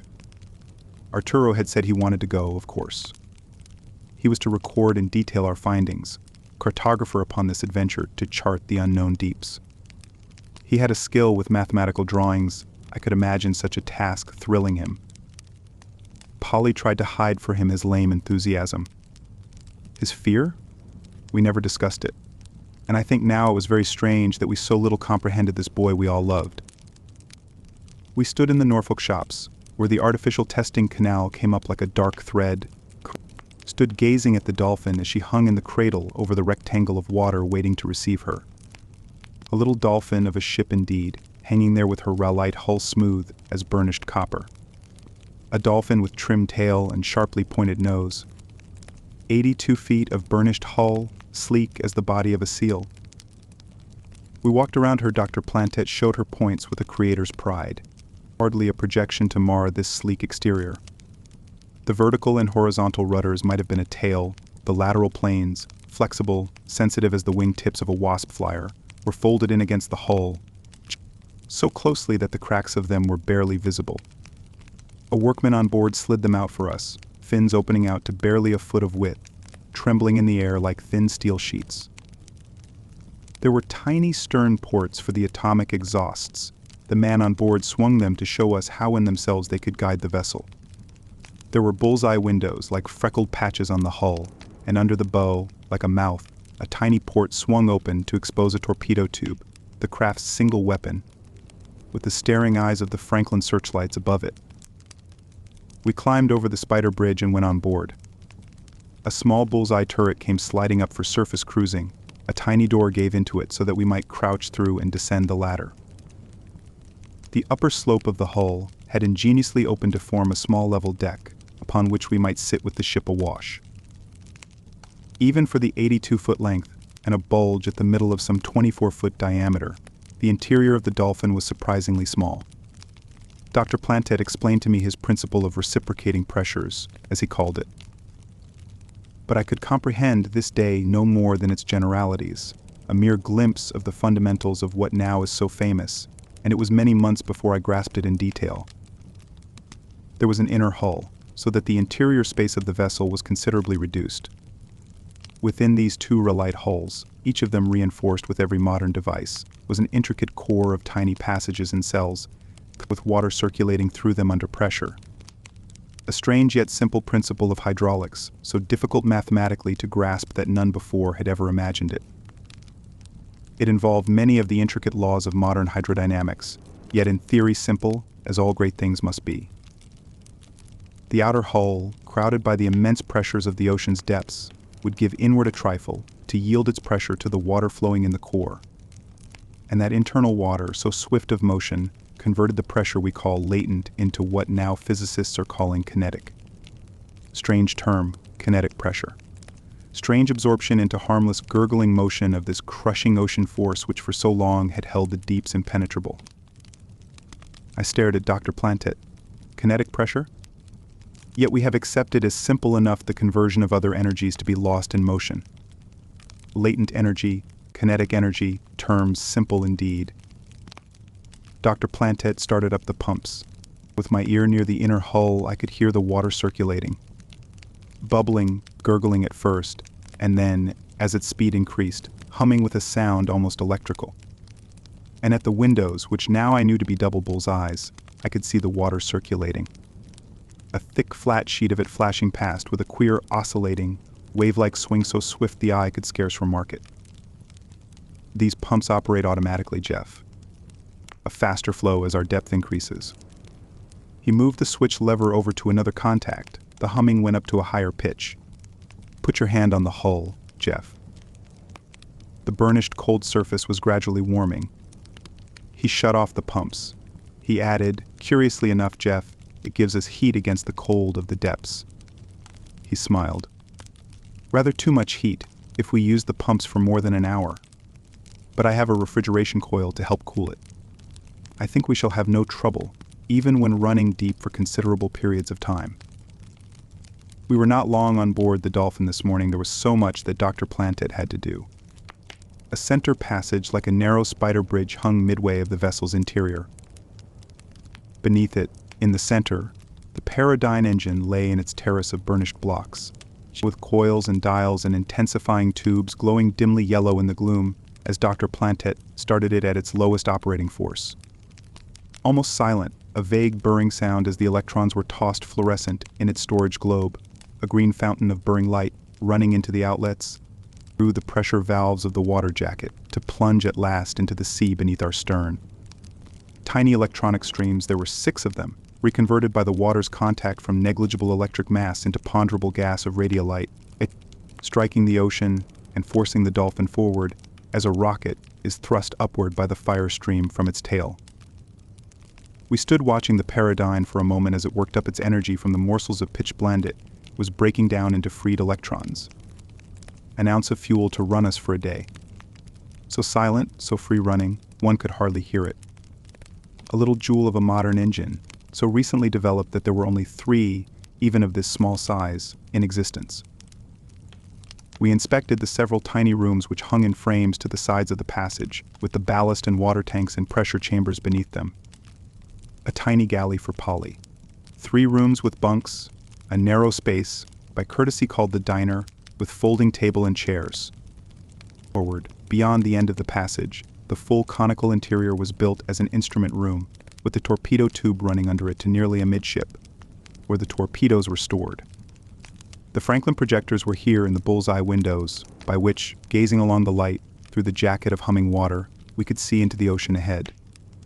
I noticed here a score of familiar instruments, and others strange to me. But Dr. Plantet did not stop now to explain them. We went back to the stern. A similar room, rather larger, held charts and instruments of navigation, and a table at which Arturo would work over the log and the diagrams. And here I saw the apparatus for air purification, cylinders of oxalithic powder, moisture coils, tubes for absorbing carbonic acid, and all the waste products of our breathing. We climbed back to the floor of the shop. By tomorrow our little vessel would be fully equipped, provisioned, and ready. The Australian flyer, westward bound from London to Melbourne, leaving London at 5 p.m. Tomorrow evening would stop and pick us up. The magnetic cranes lowered the Dolphin into the dark rectangle of canal at our feet. She lay awash, quiescent, waiting. Polly, trembling with the thrill of it, christened her with proper ceremony, and the little group of engineers and workmen cheered. We flew back home to Sea End. The servants had been given a holiday, and the house was silent as we entered. I recall a sudden pounding of my heart, the flash of a thought that Arturo might really be ill. Arturo. Polly's voice held a quiver of anxiety. The lad should have been at the gateway to greet us, of course. Arturo. Her voice echoed as she ran upstairs. Arturo, Father Jeff, come here. We rushed up. Arturo's room was disordered. Some of his clothes and his luggage cases were gone. His small personal sending radio was gone from its accustomed table. In its place was a sheet of paper, a penciled radio code which evidently he had invented, and a note, a few brief words in his familiar scrawled handwriting. We bent over it, pathetic, scrawled little note. Father dear, please try to believe in me. Keep the code and at midnights listen. If I need or want anyone, it shall be only you. I am all confused. I want to do what is best, and I don't know. Please try to believe in me, Arturo. The westward-bound Australian mail left its Hendon Airport at 5 p.m. Greenwich time, August 10th. At 9 p.m. Washington time, in the luminous darkness of the late summer twilight, we saw its lights over Norfolk, the immense, quadruple banks of its lighted hull windows. It came down over the landing field where our little Dolphin, with 3 of us on board, was lying cradled and ready. It hovered, its electromagnetic grapples caught us up, in 10 minutes, with the great flyer on its westward way again. We were stored on its lower deck. 3 of us on board, Dr. Plantet, Polly, and myself. We had had no heart to try and find a last-minute substitute for Arturo. We could handle the Dolphin, we 2 men. It was indeed a craft with every modern device operated by the levers in its forward instrument room, of one-man control. We had found no trace of Arturo. Dr. Plantet had uttered one anxious, heartfelt cry. Why did he not tell me? I would have understood and advised him. Ah, but there lay the trouble. He would have advised his son, but he could not, probably, have understood. Whatever Arturo contemplated, quite evidently he feared that his father would have disapproved of it, and disapproving would have forbidden him to do it, with a gruff command enforced against all possibility of argument. Arturo knew it. Polly and I, as we read his timorous, pleading little note, realized it was true. But Dr. Plantet did not think of that, and there was no one to tell him, and no use in telling him. He had done what he could to trace Arturo. The lad's own small Wasp was gone from its hangar. Arturo had gone alone by air. For an hour that afternoon when we returned from Norfolk to find him gone, Dr. Plantet shut himself up with his instruments, notified the authorities, at every detective bureau at every transfer point, and in all the traffic towers of the country on the watch. But Arturo had evidently planned carefully. No report of him came to us. We were very busy those last hours. With all his worry over his son, shot through with anger also, I am sure Dr. Plantet would not let it interfere with our voyage. That was not his way, though he was right in that, of course. We were not going on a mere experimental voyage to try and chart the great unknown deeps. That was a mere incidental. The oceans were still receding, the deeps might soon be dry, so that anyone could see and explore them. By this August 10th, another 8 fathoms were gone from the oceans. Some 18 fathoms in all, over 100 feet. We heard a newscaster give the figures on the evening of August 9th. The ocean's down nearly 100 feet below low tide levels, everywhere, and the world was seething with the confusion of it. Our voyage might locate the cause. But most important of all, we hoped to locate this unknown enemy race, somewhere down there to whose existence so much evidence had pointed. An enemy, perhaps making ready to attack our world, we must determine that, one way or the other, locate the point of attack, if attack there were to be, estimate its nature, and the best methods of repulsing it. These were the main reasons for our voyage. The fate of our world might depend upon our success, and no disappearance of a wayward son could swerve Dr. Plantet from the least detail of his starting preparations. Within an hour, the affair seemed to be wiped from his mind. Flying southwest, the mail ship carried us over Mexico during that evening. We passed to the Pacific at latitude 22 degrees N, already at 15 degrees N, and 120 degrees W, some 1,200 miles off the Mexican coast. Dr. Plantet told them that they could put us down. By local time for that longitude, it was then nearly midnight. The cranes lowered us into a placid sea. We lay awash, the 3 of us standing on the tiny deck of the Dolphin, watching the lights of the great liner vanish among the southwest stars. The lights winked, red and green and purple, and presently were gone. We were alone on the falling Pacific. Our enterprise was begun. I must recount now the strange adventure to which Arturo had set himself alone. From what he afterward told Polly, and to a lesser degree his father and myself, I can construct a picture of it. A picture no doubt lacking much in detail, for none could fathom the emotions that beset him. Yet withal it may be fairly accurate, for I doubt if he himself could have analyzed his motives. Guiding him, no doubt, was the clear vision that upon his own slender shoulders might rest the salvation of his world. That, perhaps, was his compelling urge. I have no doubt but that he thought so. But beneath it, mingled with it, was what may have been an even stronger urge, a strange lure. He had planned it for a long time. He had fought against it, for there was a fear lurking in it, a strange instinctive dread, mingled with the urge that seemed rushing him on. He would have gone before, but he could not find opportunity. Our departure for Norfolk that morning gave him his chance. There was a night, I think it was the evening of August 1st, when he made up his mind definitely that he must act alone. It was that evening we heard the newscaster say that a fast air cruiser had been dispatched by the American government from Guam to the uninhabited island upon which the Mermaid had been reported. A formidable company of Marines had landed with a flourish upon the outer shoals to which the ocean now had receded. They had scrambled up to the beach and searched the island to capture this mermaid, but nothing human or otherwise had been found to capture. It came to Arturo evidently as at once a disappointment and a relief, and it spurred him to his decision. If his adventure had any rationality, any possibility of success, it must be undertaken alone. I think, too, that secretly in his heart he welcomed this. He took his radio sender and a copy of his improvised radio code in his Wasp, which he had provisioned and fueled. He started from Sea End within an hour after we had left. The Wasp, tiny as it was, could do a good 300. He flew north and high, taking his chances with the traffic towers, who would have ordered him down below the 5,000-foot lane upon any normal occasion. But this was not a normal occasion. The country was in confusion. The air directors were all more or less lax. Arturo was visible that morning to a score of their finders. But none, evidently, bothered to record his number, and when the air police, dutifully pursuing Dr. Plantet's inquiry, sought to check the travel. There was no one to report his passage. Arturo was no fool. He had guessed all this and played upon it. He clung to the 10 and 20,000 foot through lanes.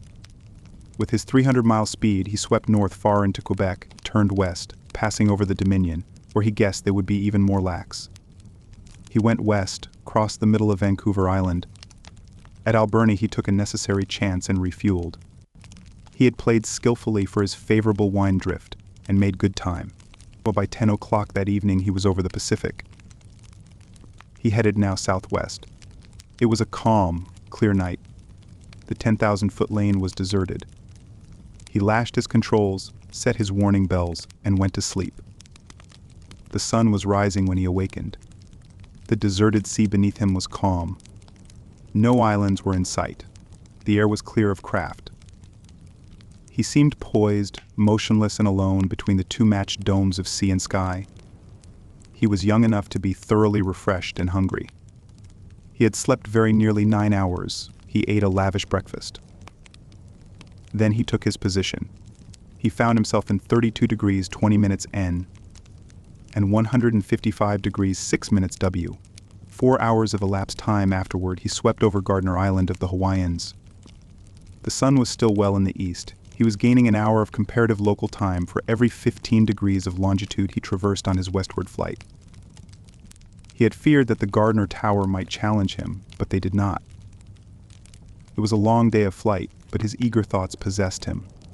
She might perhaps be there on her island.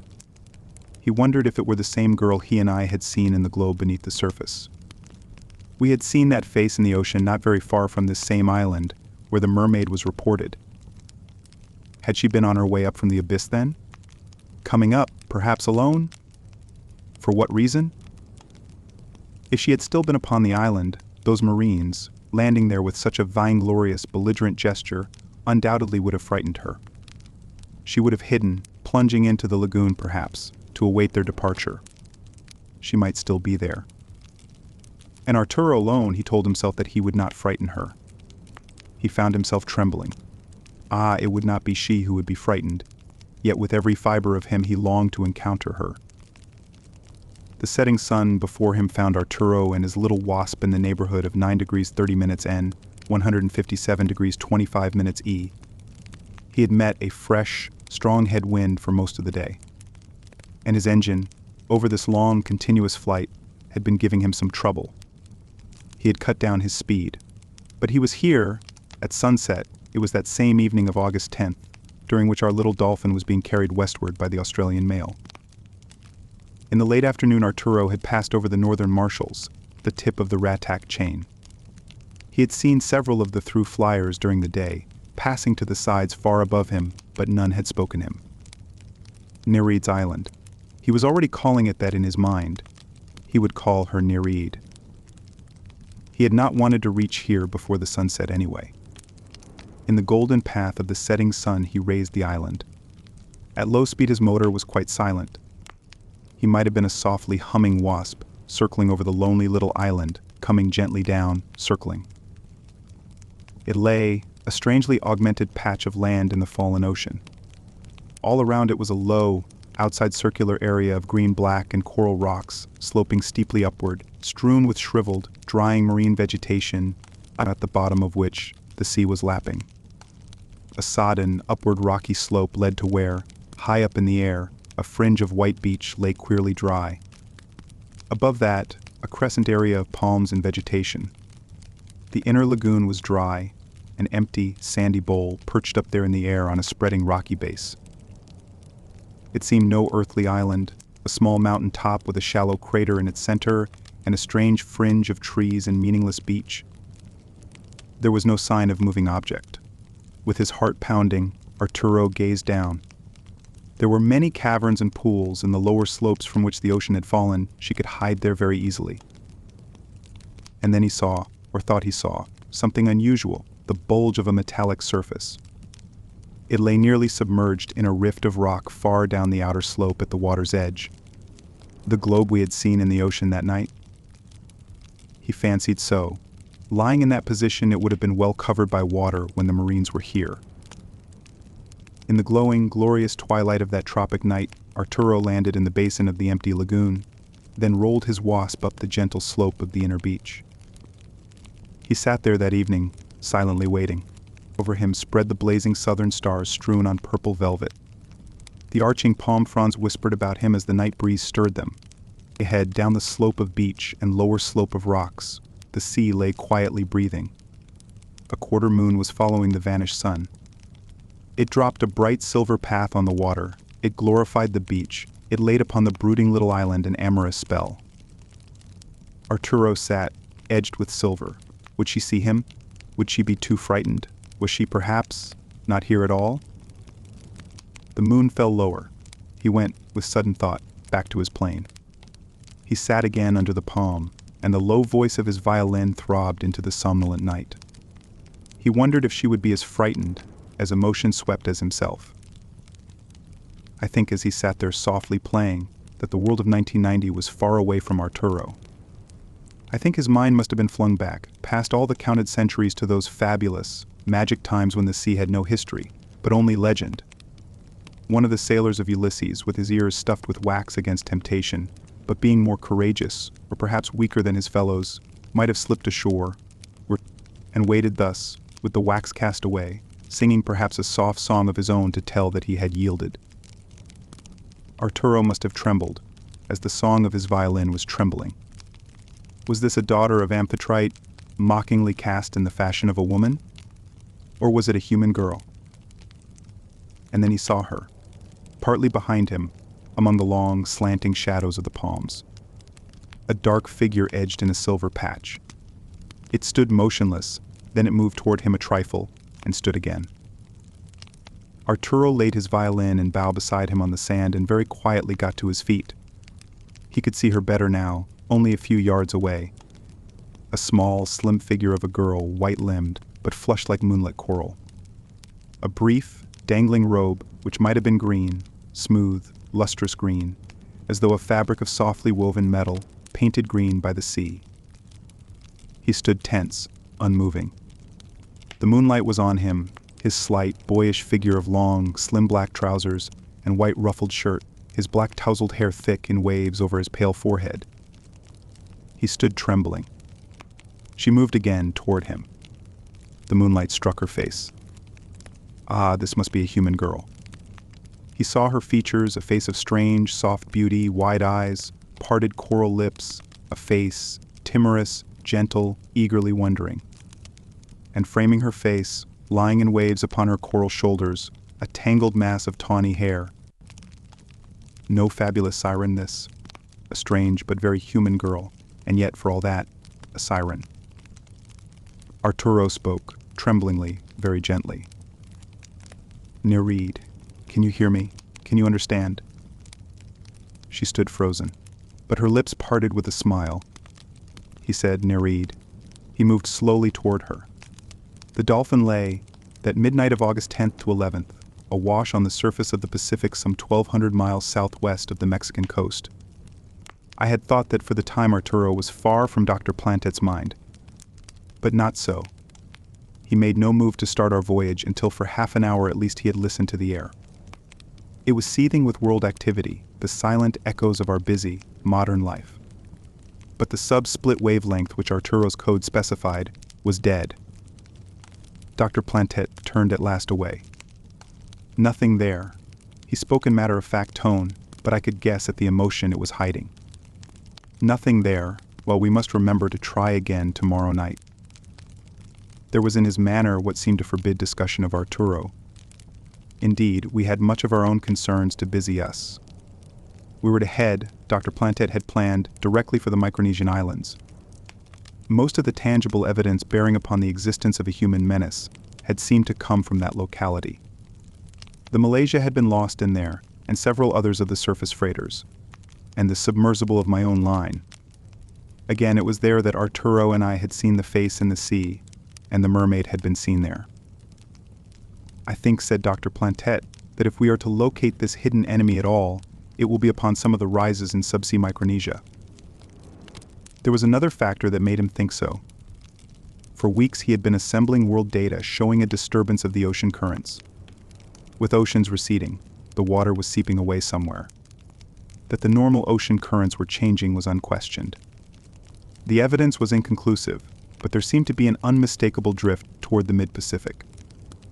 And Dr. Plantet thought that upon the ocean floor in Micronesia we might find evidence of the outlet. We had, he and I, a considerable discussion on these points. "We can only try, Jeff," he said at last. "But 2,000 fathoms, even with our 500 fathoms of additional vision, will show us no more than the mid-depth rises, the mountain ridges, or the great submerged plateaus, domes, volcanic subsea cones. But if, in the lower basins, the great cauldrons or the deeps, this enemy was lurking, we would have to wait until the water materially was lowered. And that might be months or years." We were starting from this point so comparatively near the continent because obviously it might not be in Micronesia at all that the menace lay. I had wanted to cruise the American continental shelf. Dr. Plantet would not take the time. He was convinced the danger lay farther west. But he had agreed that we should start here and cruise across, searching as we went. We closed up the Dolphin. The turret slid down after us. For all my 100 subsea trips in the Pacific, my heart was beating fast. Polly touched my hand as we moved forward along the passage. Her fingers were cold, but in the dim light I caught her sturdy glance and saw that her lips were smiling. "Starting, Jeff, at last." "Yes." I pressed her hand. We gathered, all three of us, in the bow instrument room. Dr. Plantet fingered the control levers. The Franklin lights sputtered and glowed with their steady white beams. Through the circular windows, the light sprayed ahead of us in the green ocean just below the surface. The jacket pumps were throbbing. The windows dimmed a trifle with the passing sheet of water, but when it flashed faster, they brightened. The Paradyne atomic engine was operating. The water tanks were filling under pressure. The lateral planes, like fins, were extended from the hull outside. We had settled, barely to tip the surface. I flung the water ballast to the bow. In the silence, with only the burring of the Paradyne and the humming of the pumps, the water came forward with a swish. The bow dipped. I held the rudder levers and released the atomic streams. We slid smoothly forward and downward. Little Dolphin, sliding, forcing its way into the depths, with green phosphorescent sprays of fire from its sides. It is not my present purpose to describe in detail this voyage. Under other less vital circumstances, it would have had a scientific interest beyond any enterprise of the sea which for centuries had been undertaken. But we were too engrossed in what we sought, too absorbed in the possibility that at any moment we, like those others, might be attacked. In what strange, unnatural fashion we could not guess. It kept us tense, an aspect of the voyage which we had hardly discussed, but of which we were very keenly aware every moment. We had only one weapon, the torpedo tube. 6 small torpedoes, each loaded with some 300 pounds of trinitrotoluene as its explosive charge. There were also a dozen of the more modern cylinder bombs of miscellaneous variety, to be dispatched through the same tube, a mere gesture of warfare. I could not feel that against this enemy it would be more than a gesture. We slid down from the surface. That first plunge. At the beginning it was no more than running level, save that I could feel the Paradyne laboring a trifle and our forward thrust slackening. There was nothing to see but the dim green water rushing at our lights. Then I saw a fish of an unfamiliar type. It hung stupidly in the light and then moved away. We very nearly struck it. 500 fathoms. 1,000. The red column in the pressure indicator was rising steadily. The ship was laboring, struggling. The Paradyne at its higher intensities developed unexpected strength. The pressure pumps were humming with a shrill electrical whine. 1,500. Dr. Plantet said awkwardly, I'd rather not take her below 1,800, Jeff. Not at first. 1,700. The water seemed darker, more turgid, as though down here the sediment of dead organisms were settled in it like a fog. 1,800. Enough, Jeff, hold us. Watch for elevations of the floor. I could imagine from the aspect of the water that we might be near the ocean floor. We slid ahead. Our chart showed in this region of the Pacific an estimated depth of 2,500 to 3,500 fathoms. But it was not so at this particular point. Even with all the patient thousands of soundings, how could they chart with any detailed accuracy the widespread ocean basins? We turned one of the Franklin lights downward. A rising slope lay close beneath us, dark and cold, and seemingly black or dark red ooze. The ocean floor. Smooth in its contours, almost level along here, with a gentle rise before us. Protected by the water from the rapid, subaerial erosion which sharpens the features of the land, piled by the regular accumulation of deposits, it stretched heavy-featured, morose, mysterious. I could imagine the cold waters from the frozen poles flowing in sluggish, heavy currents along this bottom. But it was not all so uniform. We had a lighted region ahead of us barely half a mile. A rounded cliff came sweeping at us. I turned us aside. The cliff went up and backward to merge with a dome. Then presently we found ourselves in a furrow with elevations on both sides. We passed when the furrow widened over a great black cauldron. The lip of it rose to 1,000 fathoms. It was 40 miles across, a pit of blackness, possibly 4,000 fathoms or more in its depth, as though here were some giant crater filled and immersed. We went to 2,000 fathoms in it, and then rose and surmounted its opposite rim. But there is no one now to whom the physical conformations of our ocean basins need be a mystery, and such details here are out of place. We ran directly west on the 15th north parallel. We made, each 24 hours, some 1,200 to 1,400 miles. I give not the nautical, but the statute measurements. The nautical now is turning to be a thing of history. It was midnight of August 14th to 15th when our westward searching voyage was ended. 4 days, during which we saw enough details to fill a weighty volume confirming or denying the groping research and speculations of science. But to what purpose? The deep-sea animals, the vegetation of the deeps, it will all find its place in the history of the sea. It has no place here, for I am concerned only with the little parts my friends and I played in this great world crisis. Of what use dogmatically to explain that the Great Pacific Basin is not altogether what the charts picture it? Why describe the steeply narrow ridge winding like a thin mountain chain up to 800 fathoms at its highest elevations, crossing and recrossing the 15 parallel? Or mention, as its discoverer, what now they call the country of the moon? Jagged pits and tumbled crags over that plateau 100 miles in westward extent? We found that it stretched barely 1,400 fathoms deep. Such things in detail would obtrude a pedantry into my tale. We were south of Hawaii, the midnight of August 12th to 13th. We listened, as we had listened the previous midnight, for Arturo, but his wavelength still was dead. We crossed into the eastern hemisphere about midnight of August 13th to 14th. Again, no signal from Arturo. Why should there be? I asked it to myself. I could not dare to voice it to the anxious Polly and her father. Arturo had said he might signal, but when or from where? Perhaps he might not wish to. Or he might be desperately anxious to do so and could not. Futile, meaningless speculation. We had found that the dolphin labored under the downward thrust, was difficult to hold level at the depths, and we slid up the incline when ascending with a speed too great for safety. I set down these random notes from my log. No sign, either of an enemy attack upon us, or of an enemy's very existence.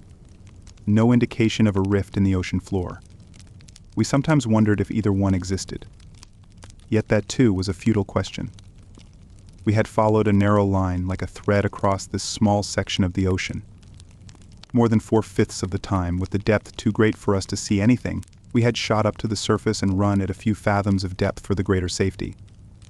We had seen only an infinitesimal part, even of this tiny portion of the area in which our enemy might be lurking. The futility of it struck us at last.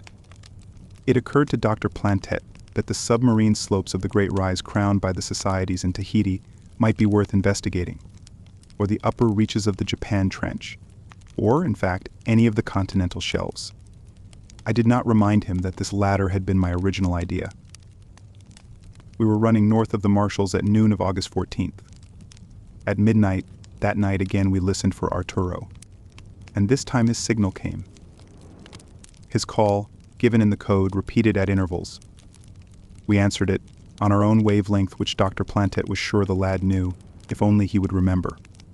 He did remember, and flashed. Your position? We told him. He sent us. Come at once, 9 degrees 30 minutes N, 157 degrees 25 minutes E.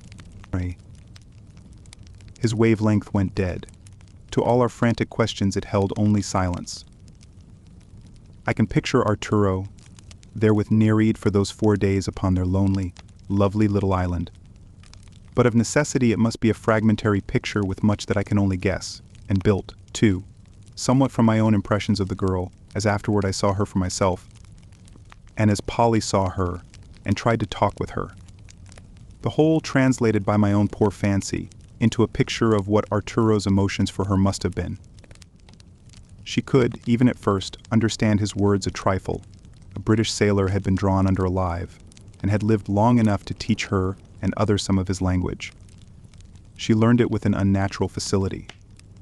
A few broken words that first night she said them, and no more. But she understood, and she was learning, so eager to learn. I try now to imagine them that first night of their meeting. There was a shy, wild fear about her, mingled with a very evident desire not to be afraid of him. He could not touch her, but he sat near her, so quietly, so gently. And as I think of his gentle, boyish, romantic figure, there in the moonlight, I can realize that none but himself could have approached her. Perhaps that first night they conversed only in the universal language of youth. Their crossing glances, eager yet shy, their own thoughts of what the other must be, as they gazed. Perhaps they drew together with the universal language of music. Perhaps he again played his violin for her. Perhaps she sang for him. There is no one to say. He found her human as himself, a young girl, barely yet matured, fashioned with almost a normal earthly beauty, and yet with a strange something about her, making her different. It was not her slim rounded limbs, white and flushed with the tint of coral, nor the thick tawny tresses, framing her timorous, girlish face, nor yet her fashion of dress, her shimmering robe, with moonbeams dancing on it like green seawater ripples in moonlight. None of these, though in truth they were all strange enough. It was something greater. A wild shyness in her manner, she sat, half reclining by the palm trunk, but it seemed that every nerve and muscle in the young body was tense, as though she would spring away if too suddenly he moved. A gentle animal, bred in the wilds, might be like that, mistrustful of the first human hand to approach it. And other strange things about her, her gestures, graceful, yet often meaningless. And her eyes, as she sat regarding Arturo. The sea was in her eyes, the changing sea, whipped with wind, dim with mist, wan with starlight. He gazed over long silences into her eyes. They held level, as she gazed with equal wonderment into his. The mystery of the sea was in her eyes. Unfathomable green depths. Eyes that had seen things he had never seen, things queer, unnatural to him. But her youth was there, her human womanhood. It glowed eager, yet afraid it met him, and it understood him, strange though he must have been to her. I think also that first night she tried to talk with him. He understood at least her desire to learn his words, and presently he began teaching her. There are other fragmentary pictures I can give. The dawn flushed the east, and it seemed to frighten her. She moved away from Arturo, but he followed. She came to a sort of cave entrance. It lay partway down the rocky slope from which the ocean had so recently receded, and was still partly filled with water. She slipped into it. Ah, then he must have been struck with her strangeness anew. She lay in the water relaxed, a familiarity with it, as though she scarce had remarked that it was water and not the land. It was not very deep, a few feet, lying in a passage which seemed to run back into what perhaps was a dark cave here in the rocks. Arturo waded in after her, and as she stood up, for the first time, she touched him. Her fingers were warm and human. Her touch pushed him away. She slid again into the water and with a silent swimming stroke, was gone back into the darkness. The sunrise came full. Arturo was very tired. He ate and slept. He went that midday to the cave entrance. No sign of her. He wondered if he should go in, and at last he started. But there was a place where the passage ended. The water stood waist deep and touched the lowering ceiling. She had evidently gone under it, or had she left the island? He returned outside. Down the slope he saw the rounded top of her globe. The high tide had brought the ocean pounding over it. The sea was rougher this day. But her globe was still there. She had not gone. She came out again when night had fully fallen. He found then that it was the daylight which frightened her, blinded her. She let him follow her into the cave that second night. She swam so humanly graceful, and yet with a natural grace surpassing what we call human. It was only a few feet underwater, where the passage roof chanced to bend down. Arturo was by all our earthly standards a good swimmer. He followed her. She had in the small cave her own supply of food and fresh water brought from her globe. She seemed able to see, in that degree of darkness. But Arturo had to go back to his plane and bring a small vacuum bulb. He kept it shaded from her. They ate together, food unknown to Arturo. They laughed together, tried to talk. He went out and brought his own food from the plane and let her taste it. They swam together in the deep little pool that covered half the cave floor. He sat and watched her, later, while she disported herself alone, as a girl of our world might dance for her audience of one, a slim, green and coral-tinted nymph at play. He saw that she swam under the surface for several times the length he could manage, but she always came up breathless and very human. He saw her limbs flashing in the water with a silent, gliding grace, her tangled, tawny hair floating like seaweed. Her eyes were often laughing, dancing like the sea in the moonlight under a soft, fair night breeze. She lay in the shallow water at its edge, her hair tumbling over her back, her shoulders and head raised, elbows down with chin propped by her hands, her eyes dancing at him. Flinging back a million moonbeams, the tropic sea reminds me of thine eyes. He murmured it. That's the way you look, Nereid. Oh, if you could only understand me. She seemed to like it. Say that, her voice was soft, with liquid tones. Say that, she thought for a space. Say that one time more. He said it again. She came up from the water and sat beside him, abruptly serious.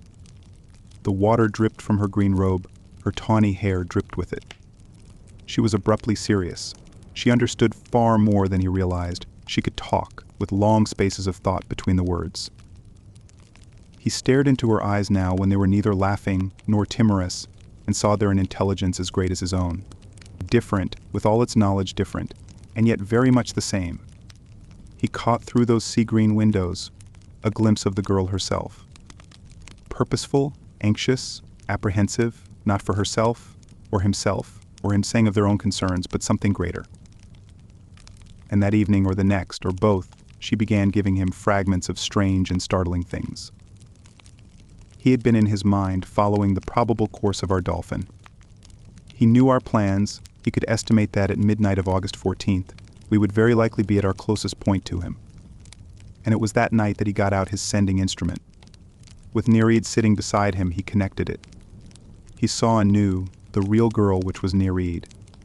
Her glance, quickly intelligent, following all his strange movements, the solemn intentness with which she watched him carrying out their agreed-upon plans. For there was between her and Arturo now a mutual, secret, absorbing purpose. And for all their youth they executed it unswervingly. One picture more I can give. Polly had it from Arturo when just for one brief moment on the dolphin she reached him with her sisterly affection. There was a night there on the island when suddenly swept by longing he held out his arms to Nereid. She came quite close to him and gazed, with the tip of her hand holding him off. He saw far in the tender moonlit sea of her eyes the answer he sought, but her lips and her restraining hand denied him. He said like a very manly human boy, "Why, yes, you're right, Nereid." And her tender eyes, dimmed suddenly by mist, were thanking him as he turned away. In the pink and gold tropic dawn of the morning of August 15th, we took them aboard the Dolphin. Arturo did not mention, then, the globe of metal lying there in the rocks at the ocean's edge. We did not chance to notice it.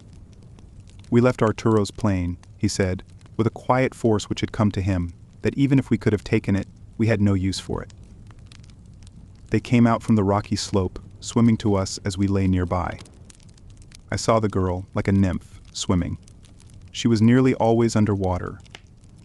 Each time as she came up and waited for Arturo to overtake her, he seemed directing her. We drew them aboard. I saw her then as a girl much smaller, more slim of figure than Arturo, standing drooping, with her face hidden in the tangle of her hair and her crooked arm. She was blinded by the light of the dawn, frightened, perhaps, by our voices, by our clutching hands as we drew her up the dolphin's side. Arturo carried her to one of the dolphin's tiny rooms. There in the dark, barring us, he left her. A quiet force had come to Arturo. He met his father's questions and turned them aside. It was this time not sullenness, not brooding, nor anything neurotic. A quiet force, rather a purpose. There were things that he would tell us, and things that he would not. No fire from his father could shake him. No irony touched him. No pleading from Polly could soften him. Yet with it all, he was tender, affectionate, and underneath, I think sometimes a little wistful. This was a new Arturo. It struck Dr. Plantet sharply. There was one brief passage in which Dr. Plantet was so obviously the loser, for he said much, and Arturo said almost nothing. And when it was ended, Arturo kissed his father. "I want you to believe in me. You will have to trust me, Father. There isn't any other way. You'll have to go it blind. I'm sorry, and I love you, all of you, very much." It was in these latter words that I caught the wistful note, a gentle sorrow mingled with his purpose. It was Arturo now who gave us orders. That Dr. Plantet obeyed them, with the knowledge that Arturo knew more than he, I think is a tribute to the man's inherent bigness. Nor after those first hours were there any clashes or recriminations. We did what Arturo so gently but firmly suggested we should do. But he would give us very little explanation. Even without any compact he may have had with Nereid to enforce his reticence, he was right. Had he told us his full purpose, we would have restrained him. We ran northeast, close under the surface. The course would take us south and east of Wake Island, and then we were to head for the northwestern end of the Hawaiian archipelago. Beyond that, the mere laying down of our course and our depth, we knew very little. In 36 hours we were near ocean and Midway Islands. It was late afternoon of August 16th. For myself that day and a half, I scarcely saw Nereid. But to the picture of her through Arturo's eyes which I have given, I can add the woman impressions as Polly saw her, and glimpse her with Dr. Plantet's prosaic, classifying viewpoint of the scientist. She would not talk to Polly, but she seemed to understand Polly's words quite well. A very gentle little girl, shy, but seeming readily to respond to human affection. She evidently took a great liking to Polly, and the feeling was mutual. They sat once, in the gloom of the tiny room with their arms around each other. Nereid's body was soft and warm and yielding, but there was a firmness to it, and apparently a considerable strength for all its frail aspect. Nereid seemed quickly affectionate toward this other girl, but it was the mistrustful affection of a creature of the wilds. She drew away sharply at one of Polly's questions. She was a creature of swift-springing moods. Polly admits she tried to win the girl, to gain her trust, to make her answer questions. Once, in that dim light of the tiny cabin, Polly caught the expression on Nereid's face. A whimsical smile, an amusement that this girl of the great, bright, atmospheric world should think her so simple. It struck Polly with chagrin and humiliation. This Nereid was no fool. Dr. Plantet, with Arturo standing watchfully in the doorway, had several opportunities of studying Nereid. Oh, the passionate obsession of science for classification. As though one could capture the moods of the sea and set them down in logical, descriptive sequence. Dr. Plantet found that Nereid was really not her name. He made her say her name, but he could think of no sounds in our earthly languages to represent it fairly. He found her in height 4 feet 11 inches. In weight, 91 pounds. Coarse, thick, unruly hair, apparently of human structure, in length nearly to her knees, in color tawny. Her skin was soft, smooth, and white, with coral pink and red flush to it. He found her eyes light green, but apparently changing in their shade. A trifle tinted very pale green over the white eyeball.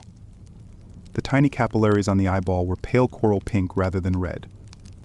The pupils, with a deep green light in them, were overlarge, but shrank suddenly at the slightest light and suffused readily with moisture.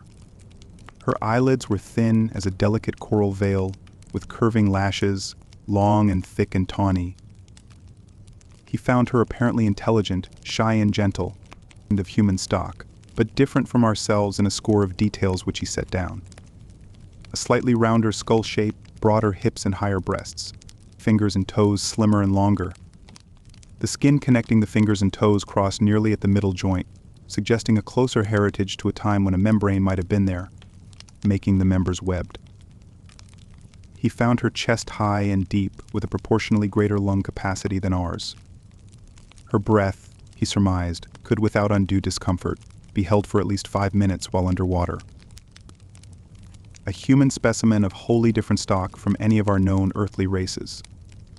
A civilization advanced as far, perhaps, as our own, but obviously in a different direction. It was, he wrote down, as though on the great family tree of mankind, this were a blossom on a different branch and a wholly different limb. He felt, when the case were closely studied, that evidence would be found to show that this was the parent stock of Earth humanity, itself risen directly from the creatures of the sea. That from this stock, it was we who branched off, to leave the depths, ascend to the air and the land and sunlight, and rise through the primates into what now we were pleased to call man. Dr. Plantet was very enthusiastic over Nereid. With scientific zeal, he looked eagerly forward to the moment when he would present her to the study of our world scientists. I remarked Arturo's strange expression as his father said that. On the late afternoon of August 16th, we were just south of Ocean in Midway Islands, those extreme northwestern outposts of the Hawaiians. It was then Arturo told us what little we were to know of those things he had learned from Nereid. We gathered in the stern chart room. The Dolphin lay awash on the surface of a placid sea. With sudden decision, Arturo brought Nereid in to join us. He shaded the light carefully for her, and in the gloom of a corner of the floor, she sat watching us. It was one of the few times I had seen her. I noticed with what a quiet dignity she came in, following Arturo's guiding hand, and with what intent, alert intelligence she sat watching and listening. She did not speak, but once or twice I saw her nod with confirmation of Arturo's words. There is not much I can tell you, Father, but enough. Please do not question me, for if you do, I will tell nothing. He threatened it, quietly, but with a very firm, very convincing finality. Many of your theories, Father, are correct. There is a race of people under the ocean beds, I think largely here under the Pacific. Nereid, as you see her here before you, is, I am sure, a representative of the higher portion of this other civilization. It menaces us, you were right about that, Father. The conquest of our world is contemplated, and has already begun. Soon we, Nereid and I, will show you. Dr. Plantet sat very still. I knew that a score of questions were storming within him. He sat, regarding Arturo with keen, scientifically appraising glance. He saw Arturo striving now to talk with a precise scientific exactness, but failing, for the lad was evidently laboring under a tense excitement. Doctor. Plantet was enough of the physician to understand his son's condition. He knew that very easily Arturo could fall into a stubborn silence which nothing could break through. And Dr. Plantet did not dare question. But I was not so self-controlled. I burst out, Arturo, look here. The water is leaving our oceans. Why? And why can't you tell us everything you know? Why pick and choose, with the fate of our world at stake? He turned on me. You're childish, Jeff. I'm telling you as clearly as I can. I don't know very much myself. Do you think that Nereid has been able to give me a complete scientific report on all these questions which you would like answered?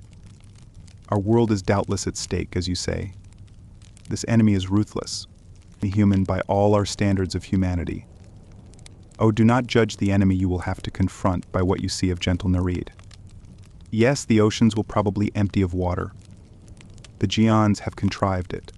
How long it will take, I do not know. Where the main rift is, or how many rifts there are. I do not know. I think there is one in submarine Micronesia. I don't know just where. Polly stammered, the people Geons.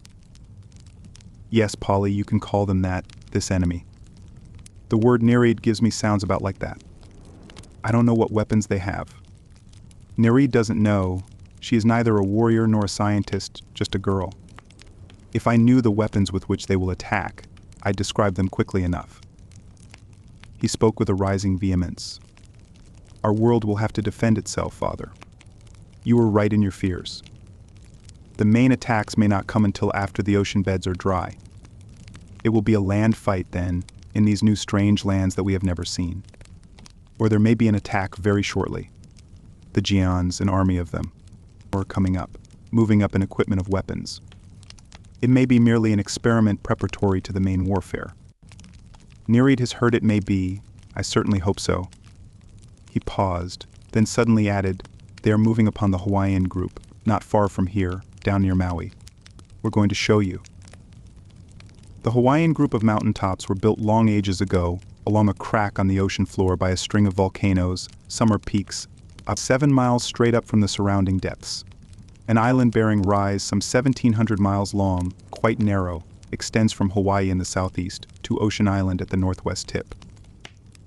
We circled Ocean Island, and running 100 miles from the crest, near the bottom of the slope, we followed it southeast. Past the peak of Midway, past Gambia Shoal, Pearl and Hermes Reef, Lisiansky, Brooks and Bird, and came at last near Kauai. We ran often near the surface, but sometimes deep. Everywhere we saw the same sharp upward rise to this hog-back, razor ridge, a jagged, tumbled submarine region. Here, in some remote geological era of the past, nature had obviously been convulsed. Domes and peaks and crags, steep, sharp ridges, cauldrons like black pits, tumbled, broken land, submerged now, but lying like some wild, naked mountain fastness. There were slopes of truly precipitous character, cliffs, eroded with great side holes, black ravines and gullies, boulders of giant size, pitted and scarred, had strewn where some volcano had flung them. A wild, naked region, rising in great serrated tiers from the ocean floor, up this 100-mile slope to the island peaks at its summit. We came to the surface off the island of Kauai. More than 100 feet of naked slope had been exposed by the fallen ocean. But the green island stood serene up there on its peak. The comparatively shallow 2,000-fathom depth extended out here in a great circular plateau to the north. Our charts showed it almost level for several hundred miles. We dived and followed over its shoreward, neck-like width, and came again into deeper water. North of Maui, the tumbled rise went up a regular, ascending slope terminating at the peak which was the island.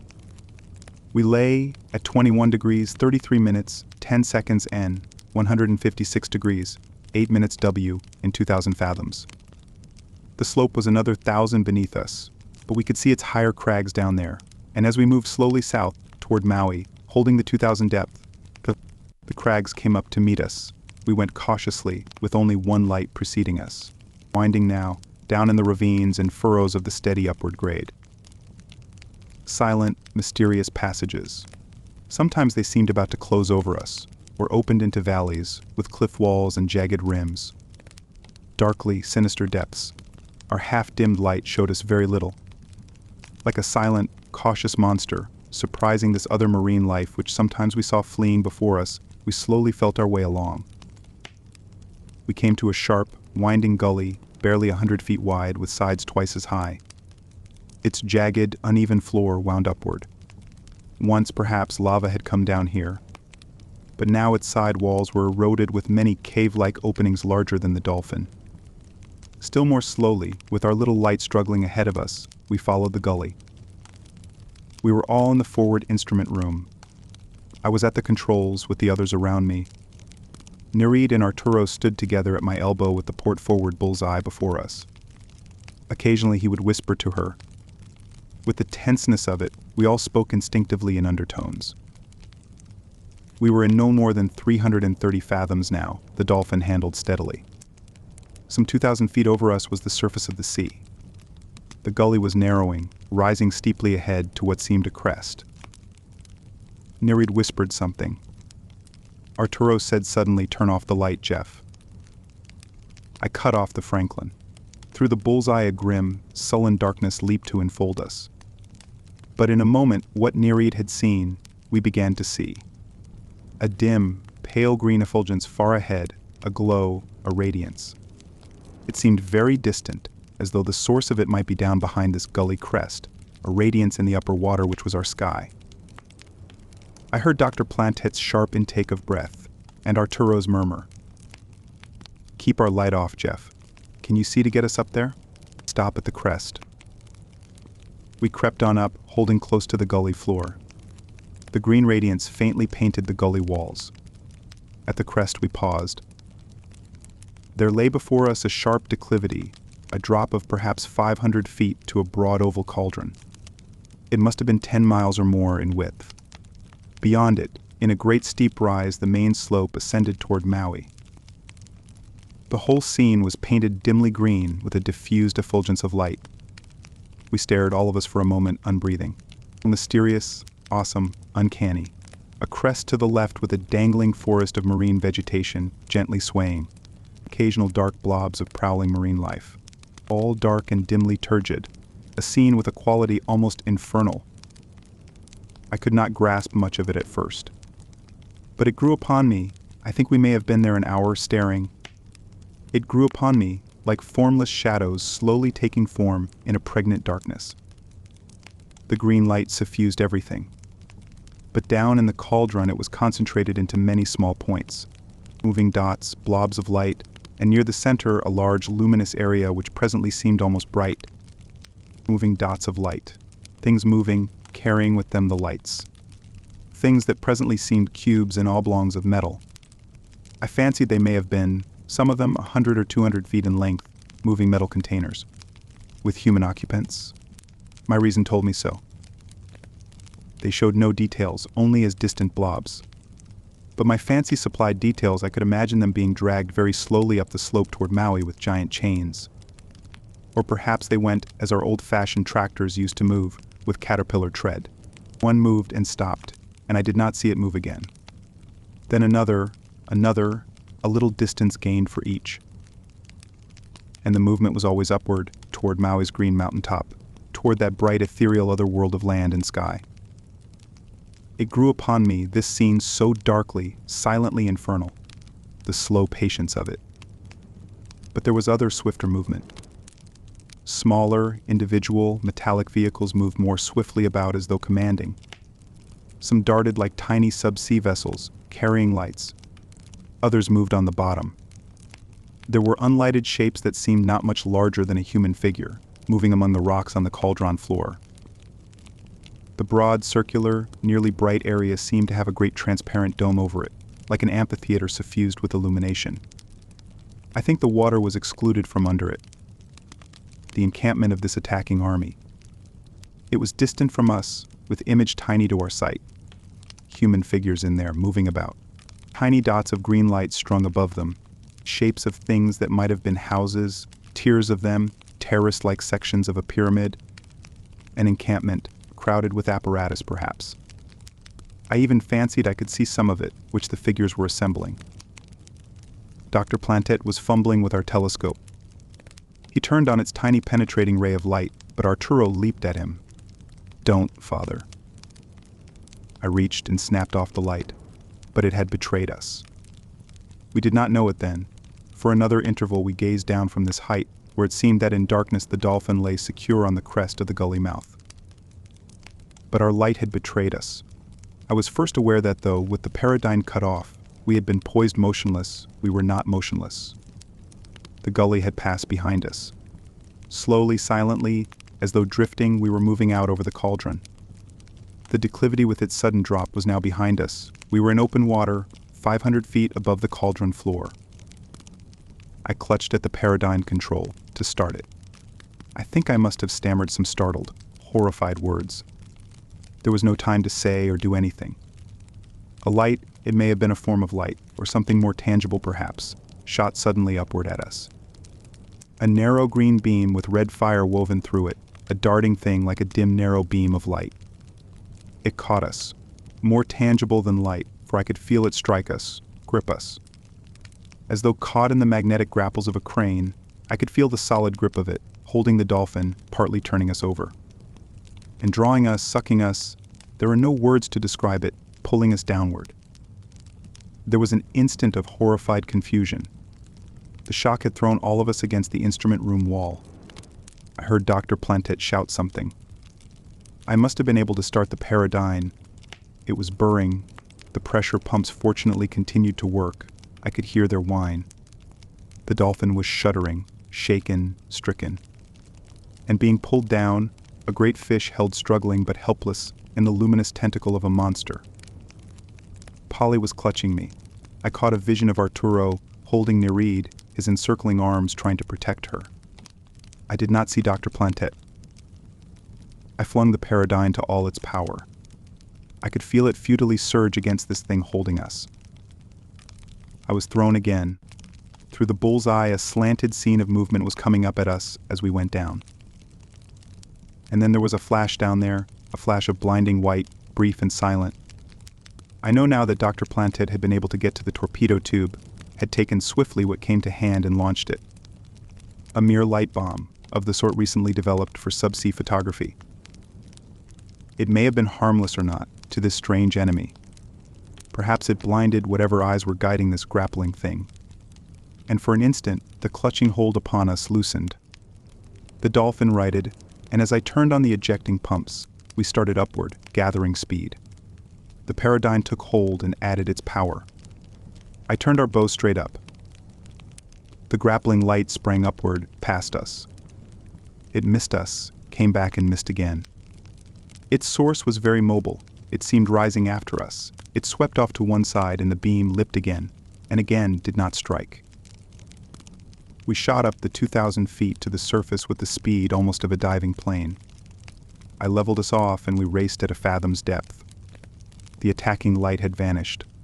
The depths beneath us were dark. We sped away shoreward.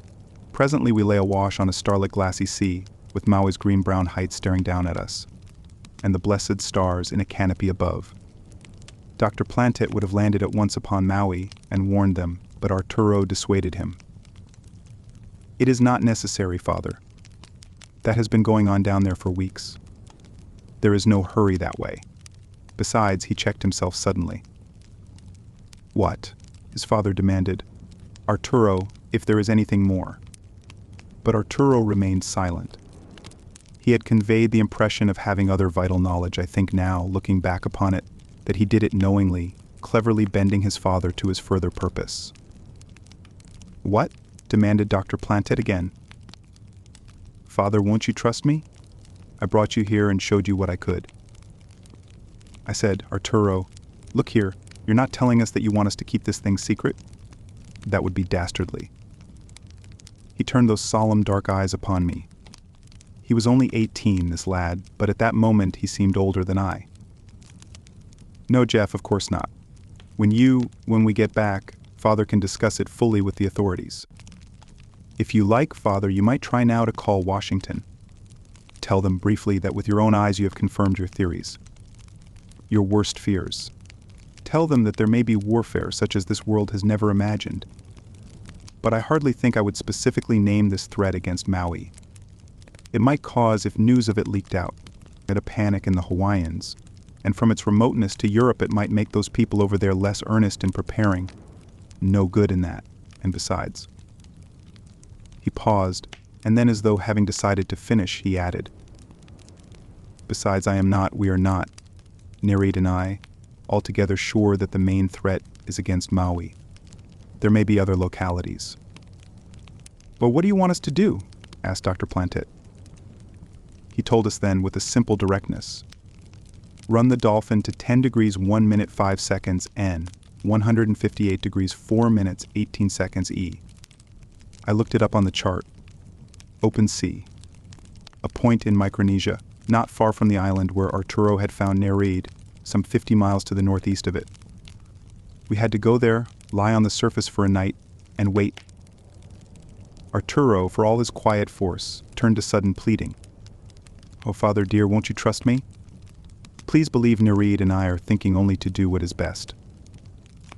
I am very glad, since fate seemed determined to give Arturo his way, that Dr. Plantet yielded in the fashion he did. He put his hands on Arturo's slim shoulders. He gazed into the lad's earnest, flushed face. There was a somber wistfulness there. I think Dr. Plantet must have seen it. He suddenly enfolded his son in his strong arms. Your world already owes you a great deal for what you have done, Arturo. I do believe in you. We ran the dolphin to the position Arturo gave us. A depth was here, evidently far beyond our reaching, but we did not try to investigate it. We lay awash, at sundown, idly waiting as Arturo directed. A tenseness had fallen over all of us on the dolphin. It showed clearly stamped on Arturo and Nereid. It communicated to us. Polly and Arturo were much together. Polly says that never had she felt him so gentle, so affectionate, or so quietly obdurate in his secretiveness. Dr. Plantet and I discussed the situation. There would be much to do when we got ashore. But we both realized that our discussion was premature. Arturo still had something to show us. It might change everything, add new factors to make all our present plans useless. We lay awash that night on the surface of the empty sea. There was a brilliant moon coming up near midnight in the east. It painted the sea with a running stream of silver. Toward midnight it clouded over with a leaden sky, and the wind fell. A hush was on everything, an oppressive, ominous hush. The surface turned glassy, grimly brooding. Arturo gave his orders. This was a rendezvous. Something he said, some vague suggestion he dropped, made us realize it was that. He had for a day been puttering with something in his cabin. He brought it up at midnight, a small but brilliant handlight, which was part of the dolphin's equipment. He showed it to me. Look, Jeff, what I did. He had pasted a yellow strip of mica with a queer design on it across the flashlight face. He smiled like a boy triumphant over a great boy's secret. Don't ask me, Jeff, you'll see presently. Tonight, or it maybe we'll have to wait, so don't be disappointed. He sent us below and sat on the dark deck alone with Nereid. Waiting. He said he would like to let us stay up there with him, but our presence there would interfere. There could be 2 on the deck, no more. We 3 were in the instrument room. Dr. Plantet, unknown to Arturo, had the undersea telescope ready. If anything appeared, he would snap it on. We had loaded the torpedo tube also. It was possible that Arturo might be tricked. This might be some enemy for whom we were thus trustfully waiting. We were tense, ready as we could be, for what might come. Occasionally Dr. Plantet would send me on tiptoe in the darkness to the turret top to observe in secret Arturo and Nereid upon the deck. It was dark out there on the deck. The 2 figures sat some distance from me as I crouched in the turret doorway. But I could see their outlines fairly clearly, Arturo sitting close to her, sometimes whispering. She stood up. She evidently saw something. My heart began pounding. Whatever it was hidden from my position. Arturo was on his feet beside her. She gestured. I could see her slim white arm gesturing. I saw him raise the flashlight and send its narrow, penetrating yellow beam steadily out over the water. That device he had cut in the yellow face of it, someone out there must be seeing that and recognizing it as Nereid. I thought so. There was a space, while Arturo held the light steadily level. Then Nereid said something to him. He snapped off the light. They stood waiting. A minute? 10 minutes?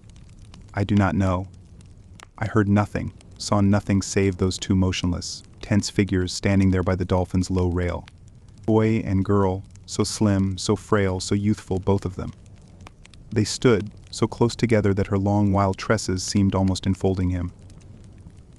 I recall that I was about to go below and tell Dr. Plantet and Polly of this signal I had seen. A movement of Nereid stiffened me. She drew apart from Arturo. The dolphin's rail was lower than her waist. She seemed poised, her arms went up, she went in a graceful arc, over and head downward into the sea. I was stiffened for just an instant. Why? What was this? Arturo moved. He put his foot upon the rail. For a breath, he seemed to hesitate. Was he executing his compact with Nereid? I think so. But perhaps there at the last as he hesitated, he was fighting with the lure. His foot was on the rail. He plunged. There was a little splash as he struck the water. I waited. One has not long to wait for a swimmer to come up. I called Arturo. Arturo. I crossed the narrow deck, rushed to the bow, to the stern. I called frantically Arturo. My running footsteps, my frantic voice brought Dr. Plantet and Polly. She called wildly Arturo. Arturo, dear. We hurried below, and too late now, we plunged the dolphin. But there was nothing. Down to our limit of 2,000 fathoms, there was nothing but the dark, turgid mystery of the sea. I come now to that curiously inactive year, during which, had we not seen what with our own eyes we saw, all the strange events I have so far described might have been the figment of our imagination. The public knew nothing of the details, of course. And even the governments and scientists before whom we laid our report were dubious of our veracity. But there were solid facts. Ships had been lost. The oceans did recede some 20 fathoms. Solid facts, not to be denied. And a mermaid had been seen. But that, as a matter of science, was a jest, and there was almost nothing left save what we said we saw. And with the going of Arturo, the solid facts seemed to come to an end. The year passed, and the winter and spring of 1991 slid by. The oceans were down 20 fathoms, but no more. The disturbance of nature seemed at an end. There was earthquake and volcanic activity, but nothing unduly severe, nothing more than many other years of the past had shown. 20 fathoms of water were gone, it seemed permanently, from the oceans. The confusion in the world's affairs which it created was quickly clearing. We humans adjust ourselves so readily to new conditions. Ships soon were again sailing the surface, and none were attacked. There was no attack upon Maui or elsewhere. In November 1990, we took the dolphin back to Maui. The delay was because Dr. Plantet had been stricken ill. I would not have thought that an emotion, even for a son, could have stricken him. But it did. He denied it was that, but it was. They had sent armed surface vessels to the Maui area while Dr. Plantet lay ill. They bombed the depths, they searched with lights, they bombed with hovering planes. There was no response from below. Then at last, with other scientists, we took the dolphin cautiously down there. We were a long time finding that exact cauldron depression to which Arturo and Nereid had led us. But we found it, and as though to deny us all credibility, nothing was there. This enemy had withdrawn. I recalled that Arturo had said several things which hinted something of the kind. We fruitlessly searched with a long, deep voyage of the dolphin, and we thought of Nereid's island, Arturo's plane, and Nereid's globe which had been left there. We found the plane untouched, lying there mute, pathetic witness to the fact that there ever had been an Arturo. But Nereid's globe was gone. We found the little cave with its pool where they swam together and laughed together and planned this thing which had taken him from us. A few little trinkets of his were lying there, his violin was there, and a strangely fashioned shell comb which undoubtedly was hers. That was all. Dr. Plantet seldom mentioned Arturo, but often with Polly I pondered the past, and there was much that my idle fancy could conjure. I saw Arturo as a gentle hero, sacrificing himself for his world. I read into the memories of those days the idea that Arturo went away with Nereid because he knew he might be able to check these dire, threatening things. Often I would say to Polly, it's a fact that the oceans have stopped falling, and the menace has withdrawn. The public so quickly forgets. No one seemed greatly worried now over the mysterious things that had occurred in 1990. No one ever seemed to think that they might occur again. Yet to me, the menace always hung over us. Arturo had said, this may only be an experimental attack, the main warfare may be fought on land. Those wild desert lands which now we were calling the sea. They were so soon to be added to our habitable world, with our enemy infernal lurking in them. My ship was put back on its regular run in January 1991. It was, to me, an eerie thing to be traversing again these waters of the Pacific, flowing through them on our prosaic commercial rounds, as if nothing strange had ever happened down here. For the first few voyages my nerves were taut, I found myself with sharpened fancy and straining vision watching the passing green depths, as though every moment I might see a globe with Nereid's face, or Arturo, in some strange guise, waiting somewhere down here to meet our passing. I sometimes feared that a beam of light, which was not light, but something else, might leap up from beneath and seize us, as the dolphin that time had been seized. The feeling after a few voyages wore off. Nothing happened. I began to tell myself that nothing ever would happen. I was doing well financially. Our line was prospering. In March 1991, the directors voluntarily raised my pay.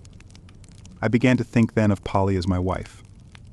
I had never spoke definitely of love to her, yet there was between us an understanding, unvoiced, but I am sure that she felt as I did. Much of my shore leave was spent with Polly and her father. He was planning a long voyage of the Dolphin to chart the ocean deeps in the interest of science. I wondered if it could be that there was still in his mind some thought of finding a trace of Arturo. I think so, but he disguised it. He planned to have me navigate the Dolphin. It necessitated my giving up my post, and I hesitated. I wanted to marry Polly, and to be working for her father, dependent upon him for my income, was not wholly to my liking. The dreams and nightmares which were to have so strange an influence upon my future began about this time, and for 5 months they troubled me. I had always been, or at least I thought so, a person above the influence of idle dreams. There was nothing morbid about me. Dreams might sway a fanciful lad like Arturo, but not me. But I was mistaken. These dreams, I had them, fragments of them nearly every time I slept, gradually laid their mark upon me. I did not speak of love to Polly. I avoided decision with Dr. Plantet over the voyage of the Dolphin. I was scarcely aware of it at first, but I became moody, silent, almost morose. Polly noticed it. Once, with a very gentle tenderness which I was in no mood to appreciate, she tried to question me. I recall that I checked her sharply. The dreams began unobtrusively. I remember the first one. I awoke with the feeling that I had been somewhere beneath the sea. The memory of a turgid vision of a watery waste, with things floating. The feeling of it oppressed me all day. There was another. Young Tad Megan, a friend of Arturo's and mine who had been lost on a surface freighter in one of the disasters of April 1990, stood in the dream before me. His face was very white, his slowly waving arms seemed floating in water. There was green-black water all around him. Fragments like these, recurring dreams always of water, until, as my morbidness grew, I began to hate my calling that took me under the sea, almost grew to fear it. There were dreams of music. Sometimes I thought that I had heard Arturo playing. Often as I awoke, I fancied I had seen his face, smiling at me with a gentle wistfulness. Again, I saw myself, bloated, drifting in a turgid liquid darkness. It is fearful to be obsessed throughout all one's waking hours with the lingering memory of nightmares. I began to fear them, fearing the time when I would have to go to sleep and dream them again. I became nervous, my digestion suffered. In June, when a grave blunder of mine nearly brought disaster upon us, my superior told me bluntly that my work was unsatisfactory, getting more so all the time. He did not know why, and I did not tell him. But I fought with the dreams, fought to thrust them as nonsense out of my waking thoughts. I did not dare, propose marriage to Polly. A sense of personal disaster was upon me. I mistrusted everything. My health, I feared I would lose it, and lose my post. And there was another reason why now I began to avoid Polly. A recurring fragment of dream, a dim cathedral vault of green water with chimes ringing through it. A girl like Nereid with tawny floating hair and eyes with the sea in them, calling me, luring me, and always I would try to answer, and would wake up, calling my answer to her. An obsession. I began to feel, even when awake and about my daily duties, the presence of the girl, her eyes upon me, her white arm and hand, flushed with the tint of coral, reaching out to touch me. And against all the reason of my sober waking senses, I knew that in my heart I longed for her. A disloyalty to Polly? I felt it so, and it made me increasingly morbid. Of such threads was woven the fabric of those last days of Arturo. I know it now. The lure was on me then, as it had been then upon him. But though I did not realize it, there was a strange but solid basis of science to all this. More than mere dreams, more than mere disturbed fancy. I said nothing to Polly, or to Dr. Plantet, or anyone. Like Arturo, I carried it alone. Tad Megan, drowned over a year now, was more and more in my thoughts, as though something were forcing him there. Even more than the alluring girl, the vision of him often came to me as I slept. I had liked him tremendously. A short, stocky fellow with a shock of upstanding red hair. A laughing, freckled face, usually red with sunburn. A jolly companion who saw a joke in everything, all of life with its grim struggle to be taken as a joke. And now he was dead, lost in one of those disasters last year which it seemed now would never be explained. There was a dream in which I saw Tad very clearly. He was laughing, he seemed alive and healthy and laughing, and beckoning me to come and join him. Then water came rushing at us. His face went solemn, it went white and solemn and faded away as I struggled to get to him. Thus I was in August '91, nothing of the Jeff Grant I had been the year before. A moody fellow now, churlish and sullen, almost estranged from Polly and her father. I liked best to be alone. And so the momentous night of August 15th found me, with my shore leave beginning, seeking solitary diversion in New York City. I had been to a theater. I was returning to my hotel along one of the upper pedestrian levels. Broadway was thronged. It was just about midnight. Down on the street level the vehicles went by in a stream. Above them, to the sides, the moving sidewalks swung past with all their seats packed. The green-white trellised vacuums cast their glare upon the busy scene, 500,000 people hurrying off to their homes or to eating and dancing places for further midnight diversion. Gay scenes of shifting, scurrying movement and tumultuous sound. At the crossings the directors roared their orders with electrical voices, loudspeakers shouted their advertisements from every point of vantage. Huge news mirrors showed images of the current world happenings, flashing on and off with advertisements interspersed. A gay scene, but I was in no mood to join with it. That sense of inward depression, chronic with me now, sat heavily upon my spirit. I walked the crowded upper level alone, following its outer balcony rail. It was a rainy, blustery night. The street roof overhead was wet with the falling sheets of rain. I could see the water through the glassite, running off in rivulets. At a crossing, where in the side streets there was no roof, the rain beat down in a torrent upon glistening pavements. The valley of the Hudson was off there, only a few blocks away, frowning palisades, an empty cannon where last year the stately river had been. The muddy slope down to its center was caking solid now under the sun of these hot summer days. With the tide water gone, there was only a narrow, swift-flowing fresh water stream down there at the bottom. The side slopes were already being built upon.